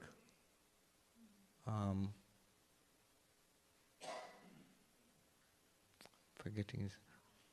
Goldfarb, sorry. Goldfarb. He's the senior most professor. He's been at Harvard for 50 years. And he teaches Wittgenstein. I used to sit in his class, and he would tell the students, all this digital stuff, case studies, computers, laptops, all is fine. He said, come to class. I will talk. Listen. Not only listen, look at me when I talk. Because what I'm talking about is so subtle that the body language of the teacher, the tone of the voice, the expression in the face, the look in the eyes, all of it is... He didn't say all this I'm adding. He said, look at me, listen to me, look at me, watch me when I talk. Then you will get it. So the teacher says, see, it is not known as an object, but it is known as the very consciousness which knows all objects. So in every experience, it is known, but never as an object of that experience. That is what is being said here. He is correcting, he is making it more precise, our understanding, as precise as can be said. Now, the last thing I will say and stop. The next line is even more dramatic. Notice what has been going on till now. It's becoming more and more subtle. It's going into stratospheric levels. Ear of the ear, eye of the eye, mind of the mind, other than the known, other than the unknown, cannot be revealed by speech, cannot be revealed by senses, cannot be thought of by the mind. If you know it, you do not know it. If you know it and do not know it, you know it. By the way, when you say if you do not know it, you know it, it means only the advanced Vedanta student who, after studying all of Vedanta, gets it absolutely clear and says, yes, it is not an object of knowledge. That's what is meant by, if you do not know it, you know it. You can't go out on the street there and stop traffic and say, do you know Brahman? And you say, no. Enlightened one, yes. No. When he says, I don't know, he just doesn't know, that's all. It means a person who's fully studied, mastered Vedanta and has got absolute clarity, that one will say, I do not know in the sense of, technical sense of knowledge, vritti vyapti phala vyapti, in that sense. It's not something that I know as seen, heard, smelt, tasted, touched, thought of, understood, remembered, desired, hated, enjoyed, suffered. Not in that sense. But in all of these experiences, it is available as the very consciousness which is experiencing all of these. That is what is meant here. As the knower of all things, but never the known in that sense. Now, so far it's been going on like this. Other than the known, other than the unknown. If you know it, you don't know it. If you do not know it, you know it. I remember Nisargadatta, that famous, a great non-dualist who lived in the mid-20th century in Mumbai. So somebody said to him, "You are a knower of Brahman." He became angry. He was a rough guy. He said, of course, all this anger for these people is a way of teaching others. He said, "No, you are insulting me. You're a knower of Brahman. How is it an insult? It's the greatest praise we can give in our civilization. Brahmagyani ho aap. You're a knower of Brahman." He said, "No, I am not a knower of Brahman. I am Brahman." Yeah, you see? That's what we all should say. If you know Brahman, Upanishad teacher says you don't know. All right. Very abstract. Now look at the drama of it, the very next statement. Pratibodha viditam matam amritatvam hi vindate. I'll stop here.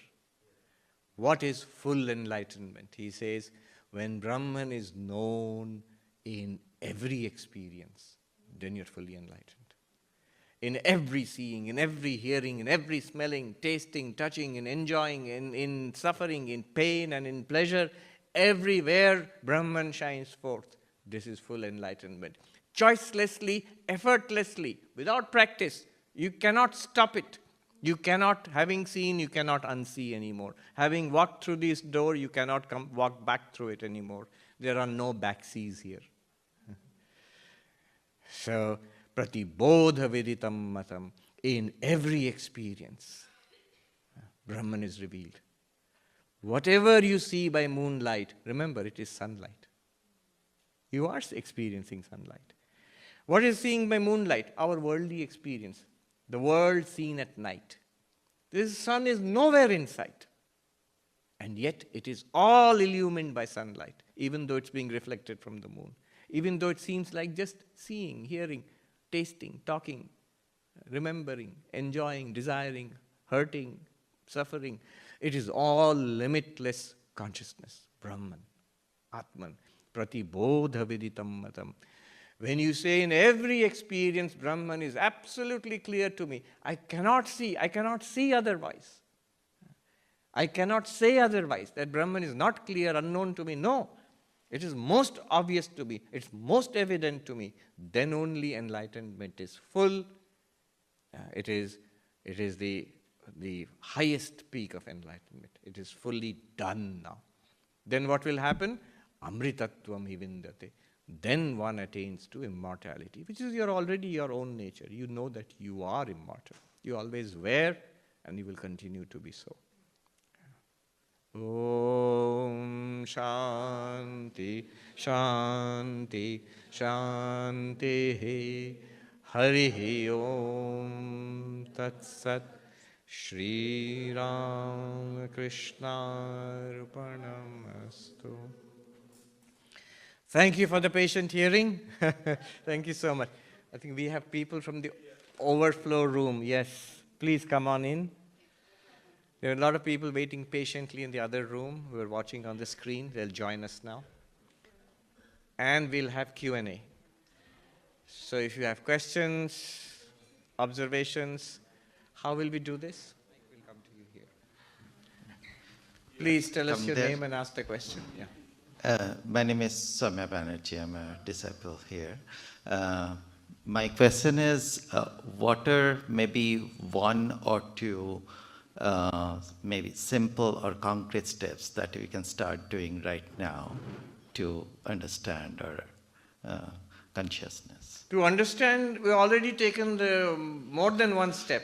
The very fact that we are here and we have heard, hopefully. There's one Swami who used to joke, you are here, but you do not hear. So the first step is Shravana, is to hear. And then try to understand that. And after that, Manana and Nididhyasana, which is questioning, arguing, reasoning. And then once you get clarity, to stay with that in Vedantic meditation. But the journey starts long before that. it starts with something called viveka, a discernment, that there is some ultimate truth in life. What the religions of the world speak about in different language, whether it's Brahman or Allah or God or Tao or whatever it is they talk about, Buddha nature, there is some deep solution to the human question, some spiritual solution. If we come to this discernment, you can use the word discrimination, discernment is a better word, viveka, to separate two things which appear to be mixed up. In life, the pleasant and the good come mixed up to us. And it requires wisdom to separate the two in our own minds. This is good, this may be pleasant, but ultimately it's not good for me. This is good for me, it will take me higher, make my life better. This ability to distinguish these two, that's where spiritual life starts. Otherwise, what the world presents, we grasp it, whether it's pleasant or suffering. But to distinguish in that pleasant and unpleasant, that's some ultimate spiritual value, philosophical value, whatever you call it. That's the beginning of spiritual life. There's the beginning of philosophy also. Then comes the second step in spiritual life, vairagya. Very important in Vedanta, that if I've distinguished the good from the pleasant, a dispassion from the pleasant and a pursuit of the good. This is vairagya. So no longer will pleasure seeking, money making, power seeking, achievements in the world, no longer will they be my central concern. They will still be your concern. Because that's the world, that's the battlefield you're put in. That's the world you inhabit. So they'll still be your concern, but you'll spiritualize it. My concern now is enlightenment, is God realization, self-realization. So this is called vairagya. Then a disciplined life. Finally, an intensification of the spiritual life called mumukshutvam. So these are called fourfold qualifications. That's where Vedanta begins. A discernment. And we already don't think it's a tall order because we already have that discernment. Most of us here have been spiritual seekers for years and years. Most of us. So we already have that discernment. You may not be, some of us may not be walking on the path of Vedanta, but in devotion, in some mystical, spiritual tradition, some religion of the world, that was Sri Ramakrishna's extraordinary insight, that the ultimate reality is infinite, and the paths to that reality are also infinite. So whatever path you take, these are well-trodden ways. Thousands of years and thousands of people have attained to deliverance and liberation over the centuries and millennia in human history. So then you start walking on that way. So this is called viveka. Yes. Yeah. Swami, it feels like questions arise in my mind, but then I listen to you and it feels like I have the answer. Yes. Tell us. Then again it comes back. Yeah. Tell us your name and ask the question. Yeah. My name is Sonal, and the question that has been arising again and again since last evening is, from what you have shared, it feels like to get the concept of consciousness, we need to go beyond the function of brain. But then, how do we differentiate between the function of brain and consciousness while still having the brain, and that is where we are operating from? Yes. Notice, we are all operating from consciousness, not operating from the brain. Who told you you're operating from the brain? That's what you read in a book. That's what medical science seems to tell you. But right now, when you're talking to me, is the brain anywhere in your experience? Right now, what's going on? You're looking at me. You're thinking. And you have sight and sound and temperature and sensory experiences, some emotional content might be there. All of it together is what you call your conscious experience. The brain is nowhere inside. Why are you saying you're operating from the brain? Is it not the function of brain though? But who told you that? You see, right now, we are having a conscious experience. That much is clear. Now you're saying one more thing. Yes, but that's the brain. How do you know? You say, isn't it obvious? No, it isn't. That's where consciousness studies is stuck right now. The inability to connect consciousness to the brain. Inability to explain consciousness with the help of the brain. That is called the hard problem of consciousness. Please Google it and see. It's a huge, huge issue. If you were able to explain consciousness with the help of the brain, all right, if you were able to do that, you wouldn't have 325 theories. You would have only one theory, brain theory of consciousness. You don't have 325 theories of the kidney. You don't have 320 theories of the liver or... no. But you have 325 theories of consciousness. Why? Because you are unable to explain. We are unable to explain consciousness with the help of the brain. This is called the hard problem of consciousness. David Chalmers coined this. So this is the big issue in consciousness studies. What do we do then? You go through this analysis which we just talked about. Stick with experience, not with theory. What is your experience? Conscious experience. What is our experience? Seeing, hearing, smelling, tasting, touching, thinking, working, speaking. This is our experience. This is not theory, this is experience. Brain is producing all of this is theory. And it has to be justified. Is it there at all? Is this true? So that is the huge place where consciousness studies is stuck now. Yes. Notice the question asked by the the student. He didn't ask, how is brain doing all this? No. He asked, I am seeing, hearing, I am thinking, I am speaking. How is it all happening? Hello, Swami. My name is Shayuri. Yes. The question that I have has been going on in my head for a few years now.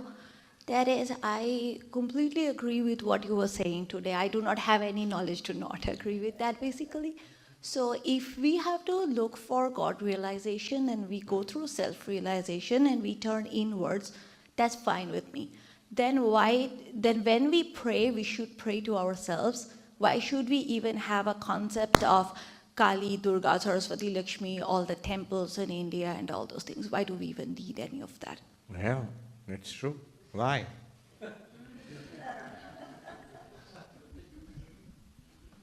Notice in all this analysis since the morning till now, God didn't make an appearance. Prayer didn't make an appearance. It was all inquiry. And inquiry into what? Inquiry into ourselves. What did Sri Ramakrishna say? Go back to the beginning of the talk. When you know yourself, you know God. If you say there's an ultimate reality, I call it Shiva or Kali. Now, how do you know that? One way, the grand way, the royal way, is by knowing yourself. By knowing, when I know myself, I will realize Brahman. This is the Vedantic way. But there can be another way. There can be other ways. We had talked about only one way today. There can be other ways. The other way is, I don't want to get into all this. What is consciousness? What is seeing, hearing? Who cares? I love my mother Kali and I shall worship Kali. I shall surrender to her. I shall pray to her. Let her reveal herself to me. Or it could be Shiva. It could be God. It could be Allah. That is the way of devotion. Notice one thing you did not do in the way of devotion. You did not turn this light upon yourself and say, who am I? You don't do that in the way of devotion. So don't mix up these two. These are all, both will work. If you inquire into yourself, you will find God. If you inquire about God, you will find yourself. There's the Islamic mystic who said beautifully, when I searched for Allah, I found myself. When I searched for myself, I found Allah. How beautifully it said, see? Same thing. But isn't it like putting on training wheels and then not taking the training wheels off? So is it like, which one? The search for God? The devotion. It could be, but it need not be. That's why Sri Ramakrishna said that He is infinite, the Lord is infinite, and the paths to the Lord are also infinite. So when you reach the Lord through the devotional path, it's not some lower grade of Brahman, and through Kenopanishad and Vedanta you reach, and Advaita Vedanta you reach Brahman plus upgraded. Chat GPT 5. Not like that. It is the same reality. It is the elephant which we have touched. One person is saying the elephant is like a pillar who has touched the leg of the elephant. Another person says elephant like a pipe who has touched the trunk of the elephant. Elephant like a fan who has touched the ear of the elephant. Elephant is like a rope who has touched the tail of the elephant. That must be one irritated elephant. None of them can say that, oh, this is just training wheels, only that guy has really touched it. You have all touched the elephant. That is the beauty of Sri Ramakrishna. If you have approached it through devotion, it's not that now just you have put us in trouble, you have prolonged the path. I have to finish my devotional exercises, now I have to come to Kenopanishad, listen to all those YouTube talks, then I'll be enlightened. Not necessary. Not at all necessary. If you can turn the searchlight upon yourself, the path of knowledge. If you turn the searchlight on God, the path of devotion. Yeah. Okay. Hi, Swami. My name is Utkarsh.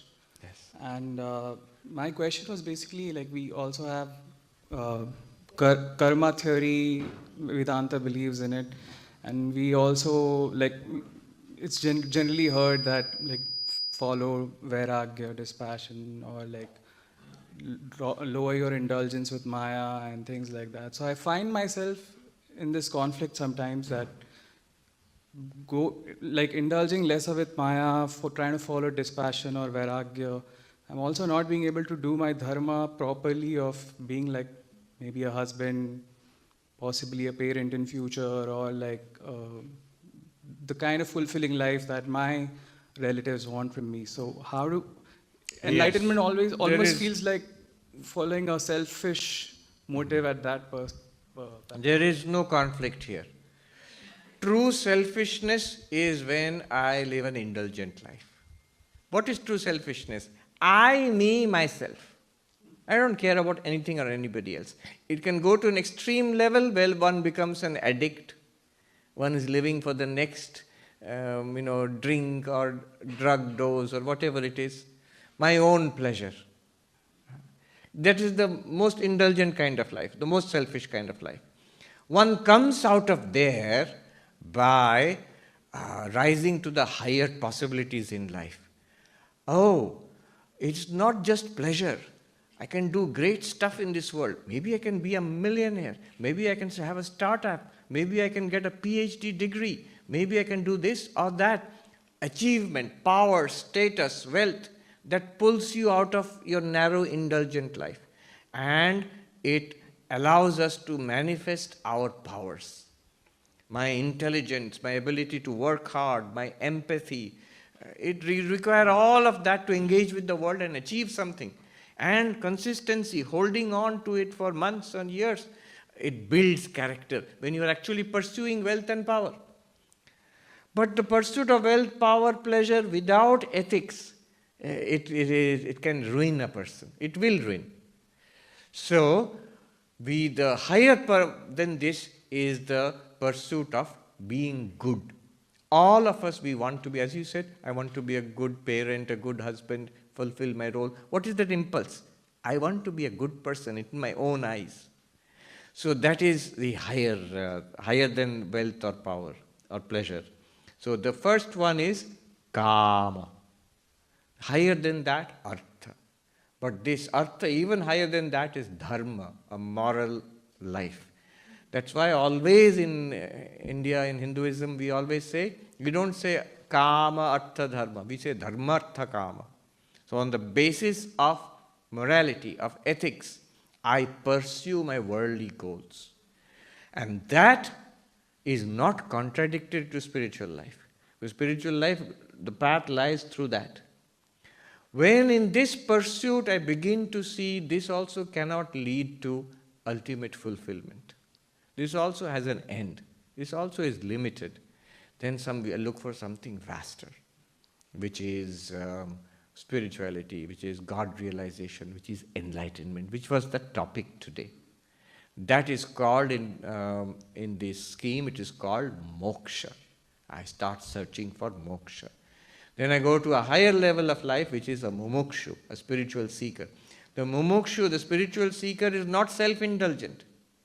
In fact, earlier self-indulgent, then self-activated by the pursuit of wealth or power, then motivated by, we realize I should be motivated by ethics.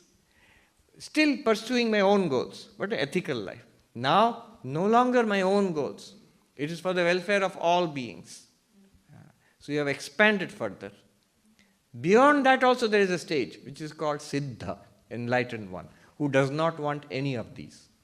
Shankaracharya sings, na dharmo na chartho na kamo na moksha chidananda rupa shivoham shivoham.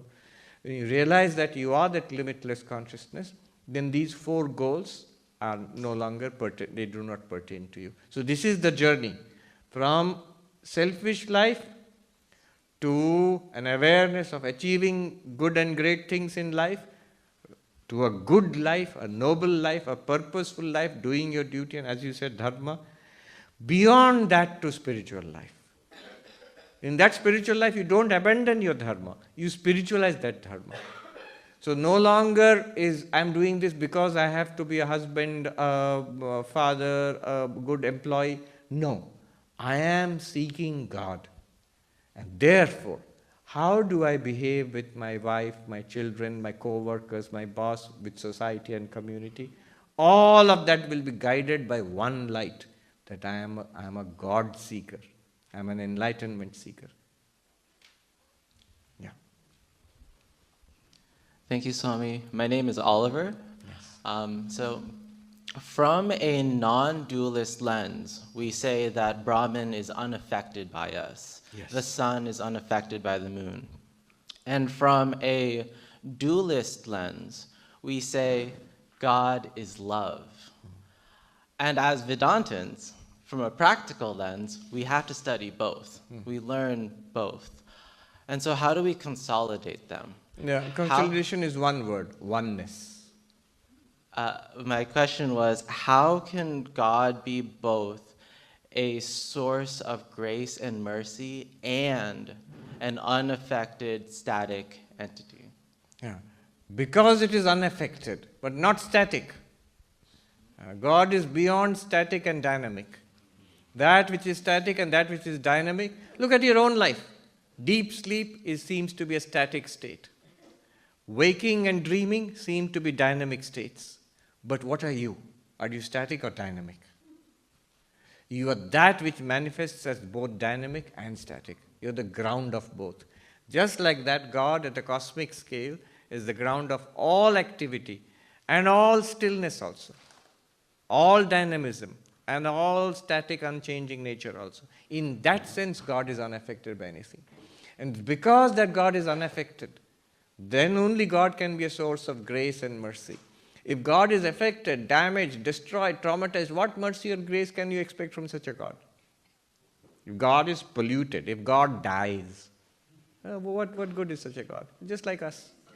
Maybe just an expanded version of us. God is not of much good to us. Maybe a great power, that's all. But God is not absolute, is absolute only when God is utterly unaffected. Unaffected means don't care. You can truly care when you yourself are also greater than the situation. You can help. Yes. Pranam Swamiji, my name is Anirudh. You talked about mental modifications and then reflected consciousness. Yes. What impels us to act? Free will. Where does that figure, Swamiji? And that comes from our own samskaras and desires. Our pursuit of pleasure, our pursuit of goodness, our pursuit of achievement, all of those things impel us to act. But you'll say, why are they there at all? They are there because of an ultimate ignorance. We do not know ourselves to be complete, Purnam. That's why we feel a lack. Yeah. So your talk on Lacan, on lack and Lacan, she gave a talk once in Seattle. We feel a lack and we seek to fill up that lack with pleasure and achievement and knowledge and doing stuff to become more complete. It will never work that way, but we are impelled to act because of that. Ultimately, this impulse to action will take us Godward, towards spirituality, because it's taking us to infinity, to our real nature. Yeah. Thank you, Maharaj. My name is Lakshmi. My question is about, I would like to reconcile the discussion on consciousness where you were saying consciousness is not anything that can be described by an object. So it's not the table, it's not my hand. And how do I reconcile that with Prajnanam Brahman, that everything is Brahman? Prajnanam Brahman means consciousness is Brahman, not everything is Brahman. Sarvam Khalvidam Brahman, everything is surely Brahman. That's what you are referring to. Yes, here is the crucial thing. I said consciousness is distinct from everything. Consciousness is not a table, not my hand, not the breath, not my thought, not even thoughts. Consciousness is distinct from all of these, physical and mental. But I never said these things are distinct from consciousness. What do I mean by that? Water is distinct in the ocean out there. The water is distinct from all the waves and bubbles and surf. Because water can be water in a glass here. Water can be water in the water vapor, in the sky, in the clouds. It doesn't have to be a wave. But the waves are not distinct from water. They can't exist without water.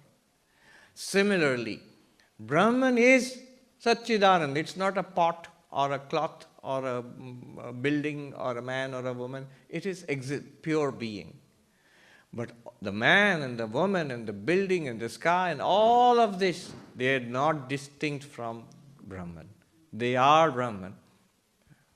So, you are, as consciousness, you are distinct and free of everything.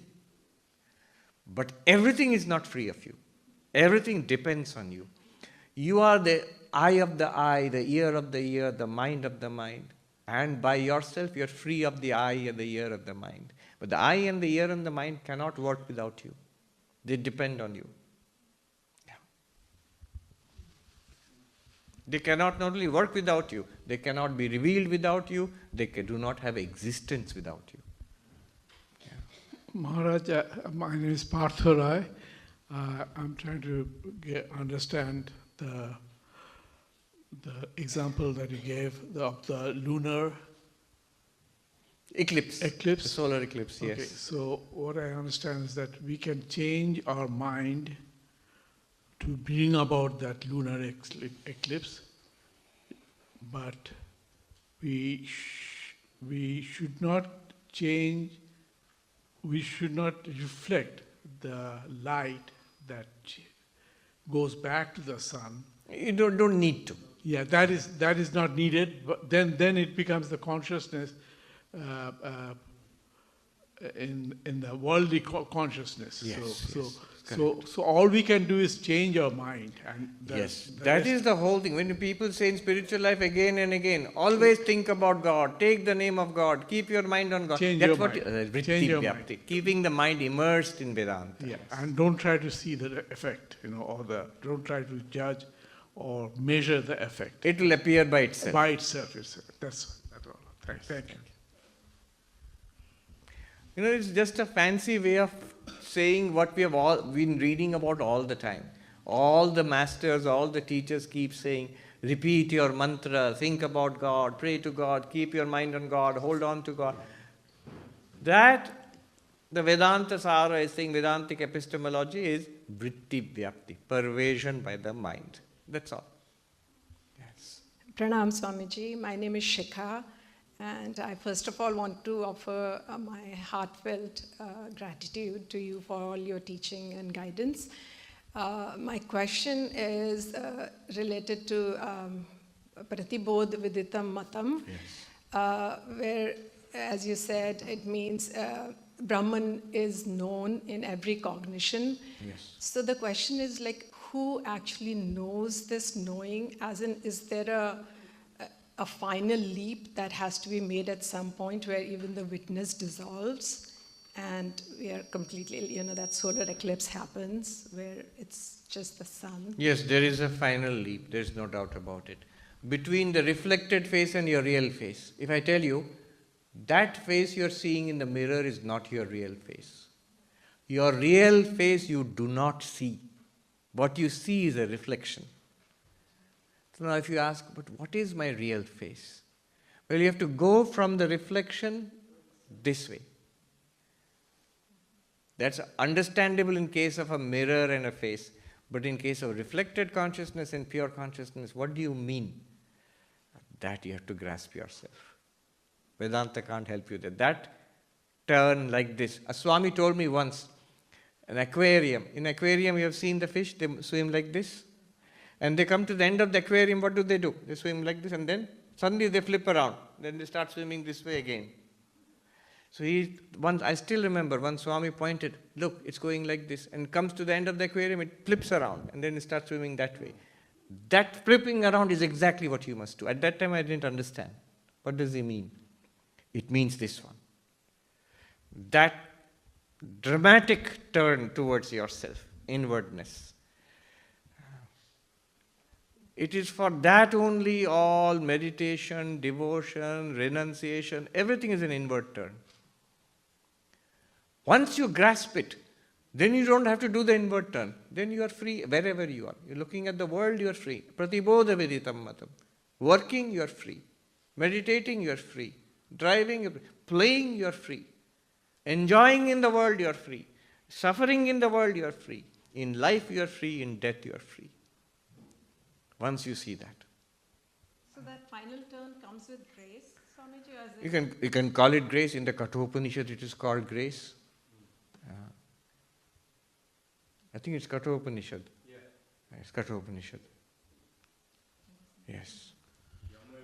Yama Vinishe, Tenesha Vivrunite Tanum Swam. Whoever it chooses to it reveals itself. Who will realize God? And the Upanishad says, to whomever it chooses, it reveals itself. Now in a dualistic sense, this is very easy to interpret.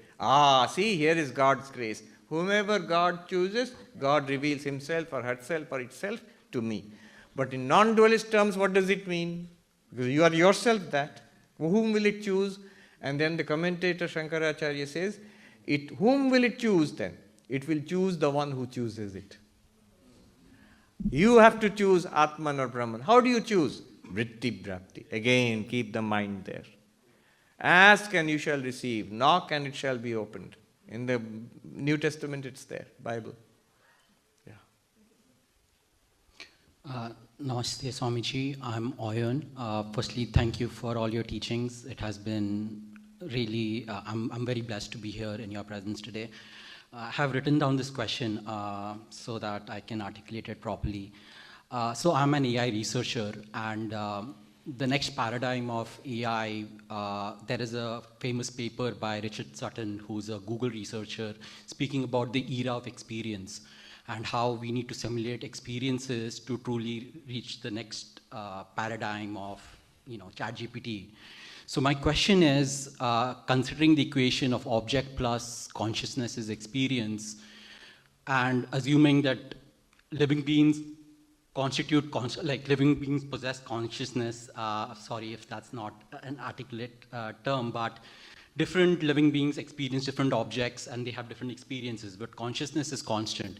Can you comment on how we can basically, I have a German Shepherd dog, his experience and the objects that he sees or experiences, how can we basically collectively understand or improve our understanding of consciousness through others, what they experience and the objects that they have in their lives? That's what is being done in consciousness studies. Why just a German Shepherd dog? They are most interested, I see consciousness studies experts are most interested in octopus for some reason. Because it's a kind of distributed consciousness. The arms have lots of, the 8 arms, they have lots of neurons, so I think, so they have a distributed brain. It's very fascinating. You know what I find annoying in this approach? Science means studying the data. The data of consciousness is continuously available to you directly, to each one of us. So consciousness is available to me, but I will not study it. I will study the octopus. Why? There's a good reason why. Because this is the blindness of the scientific method. The scientific method is don't be subjective, be objective, study an object. Now when it comes to consciousness, which is the very heart of the subject, how will you study it? Find it in some object. In the octopus, then study the octopus. Now, not that you cannot learn anything by that. You can. That is the way it's going on. But Vedanta is just the opposite. Go directly to consciousness. Some little while ago, someone said, let's study the brain. Why should I ignore the brain? But Vedanta says, go to consciousness directly. Consciousness is continuously available to us all the time. Are you not conscious now? And where are you conscious? In your seeing, you're conscious. In your listening, you're conscious. In your enjoying, you're suffering, you're thinking. This is where we are all conscious. The datum of consciousness is continuously all the time available to us, and it is the only thing that is available to you. There's nothing else that's available to you. And we'll ignore all that and then pick up an octopus and then bother the poor fellow. You can learn something that way, but that's not Vedanta's perspective. Go directly to the problem, the heart of this is one problem which is directly available to all of us. If you talk about black holes or superstrings, it's not available, it's very esoteric, not directly available to us. But consciousness is directly available to every one of us. Yes.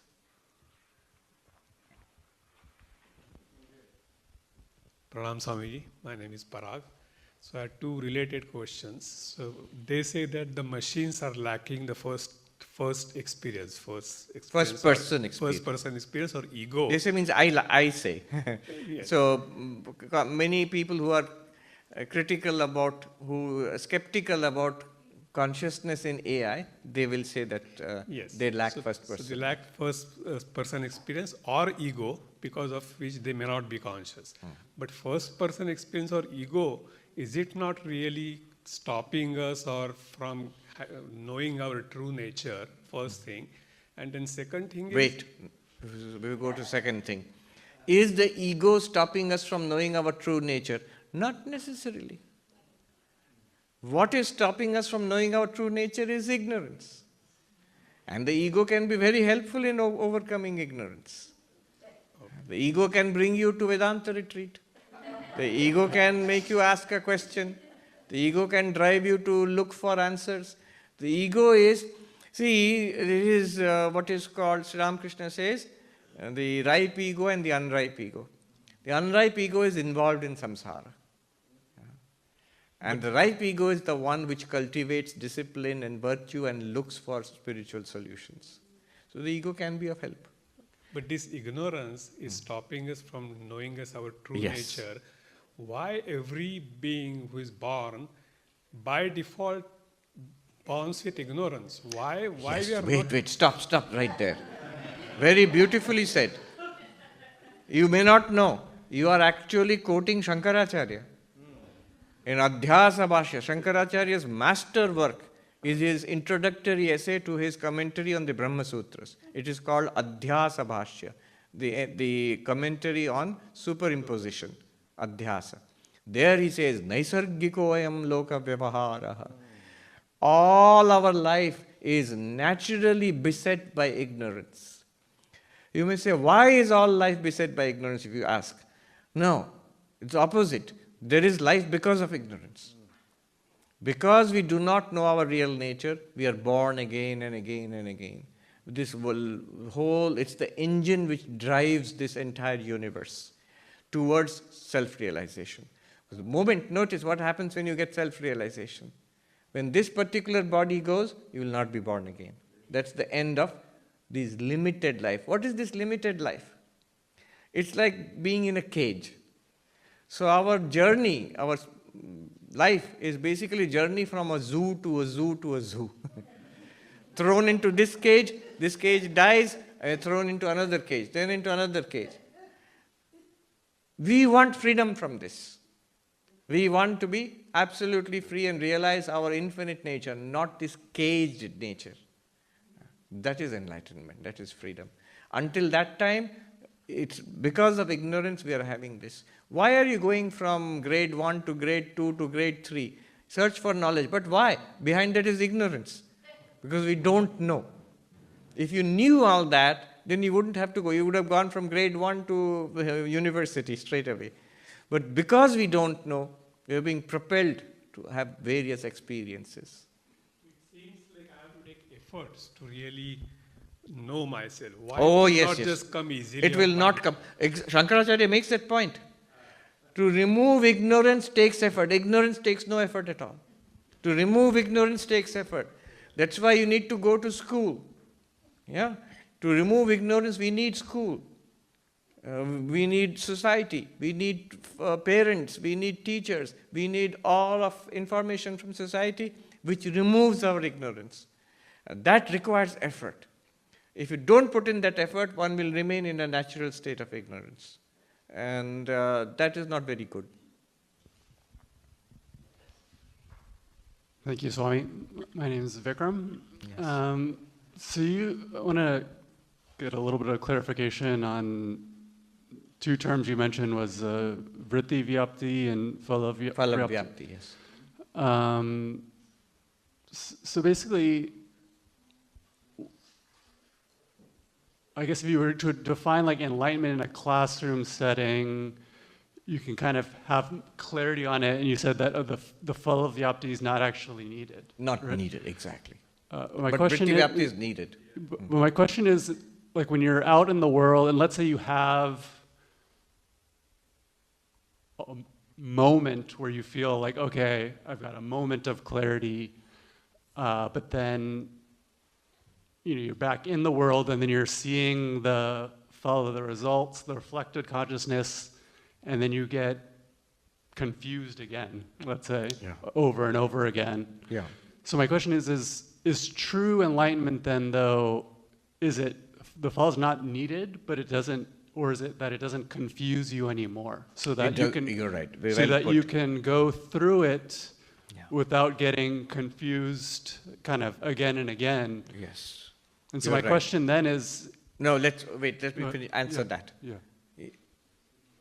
The true insight, you will never get confused again. Yeah. After that, it takes no effort at all.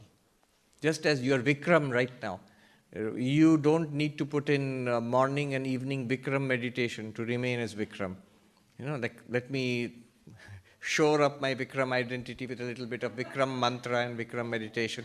No, it's effortless for you. Similarly to the enlightened one who realizes, I am pure consciousness, I am Brahman, it's effortless. It's not even a choice. That one can't do otherwise. So you will never get confused. After that, the reflected consciousness will come back and work, mind, body, everything will appear. But it will all be an appearance in one unlimited Brahman. It's like looking at the waves. Once you realize what water is, after that the waves are still there, but they are all nothing other than that water. And you realize everything speaks to you of Brahman then. It is all around us then. It is us. So my follow-up to that is it reasonable to assume then that it's possible to basically, in a certain sense, make no cognitive errors and therefore have an experience where you're never agitated because of any cognitive errors that you're making. No, you can still make cognitive errors. After that, suppose you want to know, you want to design ChatGPT 6 after that. You still have to put in the work. Within the realm of appearance, everything will operate exactly as before. After that, you want to have a snack. It's not that Brahman will suddenly appear to you as a snack. You'll have to make the snack for yourself, and you will realize that everything is Brahman. That knowledge is always clear. But the world of vyavahara, transactions, will remain exactly the same. If it turned the world of transactions upside down, I would be suspicious. And that's dualistic religion, a God who intervenes. If it makes only a deep difference in our perception of the worldview of ourselves and the world, that is enlightenment.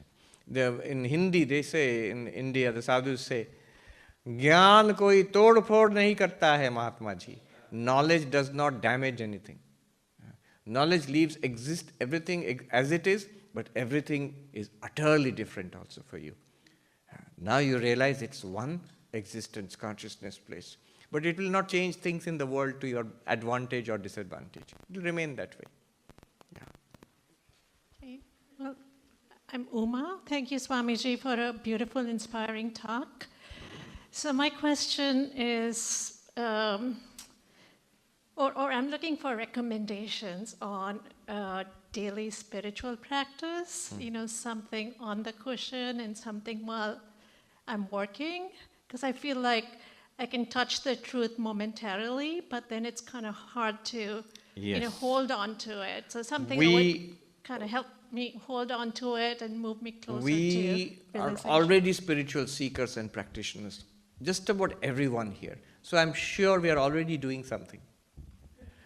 And Vivekananda says, broadly, there are 4 things that we can do to accelerate this process of enlightenment and freedom. One is a yoga of knowledge. One is a yoga of meditation. Another is a yoga of devotion. And another is yoga of action. Karma yoga, bhakti yoga, raja yoga, and jnana yoga. What we were speaking of all along today was jnana yoga. So these 4 have to be combined in harmony. We are already combining them. We all do stuff in the world.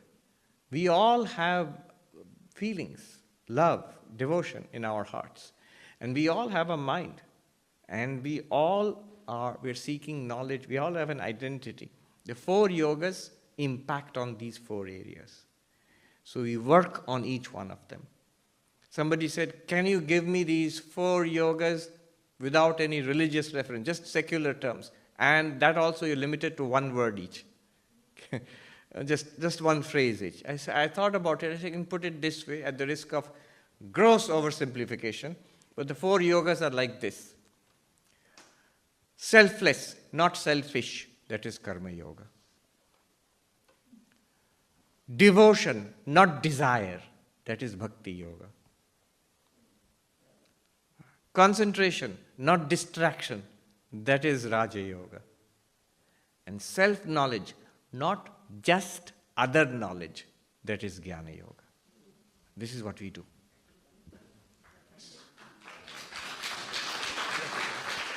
Last word. Vote of thanks. No. Swami, it was a very inspiring Tell us your name. talk. My name is Sundar, Sri Lanka. My question is, why are we in this process of reflective consciousness through times? Why are we being placed in this reflective consciousness through times? Why are we placed? Why are we in this journey? Vedanta says, I'm kind of surprised. Why are we on this journey? If I am Brahman, why am I on this journey? One American philosopher, I forget his name, Robert Nozick, he asks in one of his articles about Vedanta, actually, he makes a comment. that he was one of the leading American philosophers, and I didn't know until recently he was interested in Vedanta.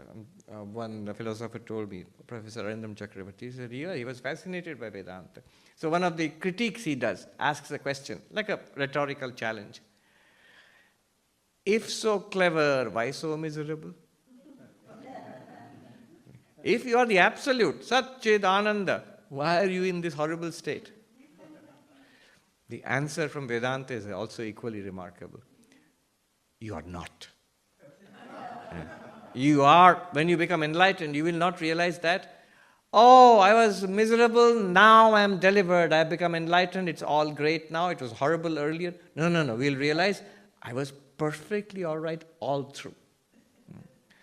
It is just right now, because of our ignorance of not knowing the truth, it appears to us this way. Notice, the problem is not with reflected consciousness. The problem is not with time. The problem is not with ego. The problem is not with the mind. The problem is not with the body. The problem is not even with the world. The problem is only with ignorance about our real nature. After enlightenment, Sri Ramakrishna, whether it's Jesus or Ma Sharada or Vivekananda or Ramana Maharshi or any of Nisargadatta, whoever you mean from ancient times till today, after that, did they still subsist in a body? Yeah. Did they still interact with the world? Yes. Crucial question. Did they still have an ego? An ego? Most people would say after reading spiritual literature, they will be misled. They will say, no, no, no, they don't have an ego. That would be very strange. Why? It's like saying, after enlightenment, I have a body, my liver functions well, but something went wrong with my brain. I don't have an ego anymore. Something is not functional in my mind. I don't have an ego anymore. Why does, if 99% of the body-mind functions very well, just ego has collapsed? Why? No, no, that's not what happens. The ego is very much there. But there is also, in one sense, it's not there. In what is the sense in which it's not there? You realize you are not the ego. It's a very big thing. But I said, the person never gets freedom, but you become free of the person. Not that the person will go away. The person will still be there. The person is a mask. You will continue to wear the mask. You will still be known as that person. You look the same. Maybe the little secret smile on your face. and the Upanishads say your face will shine. So that's there. You become like a glowworm or something like that.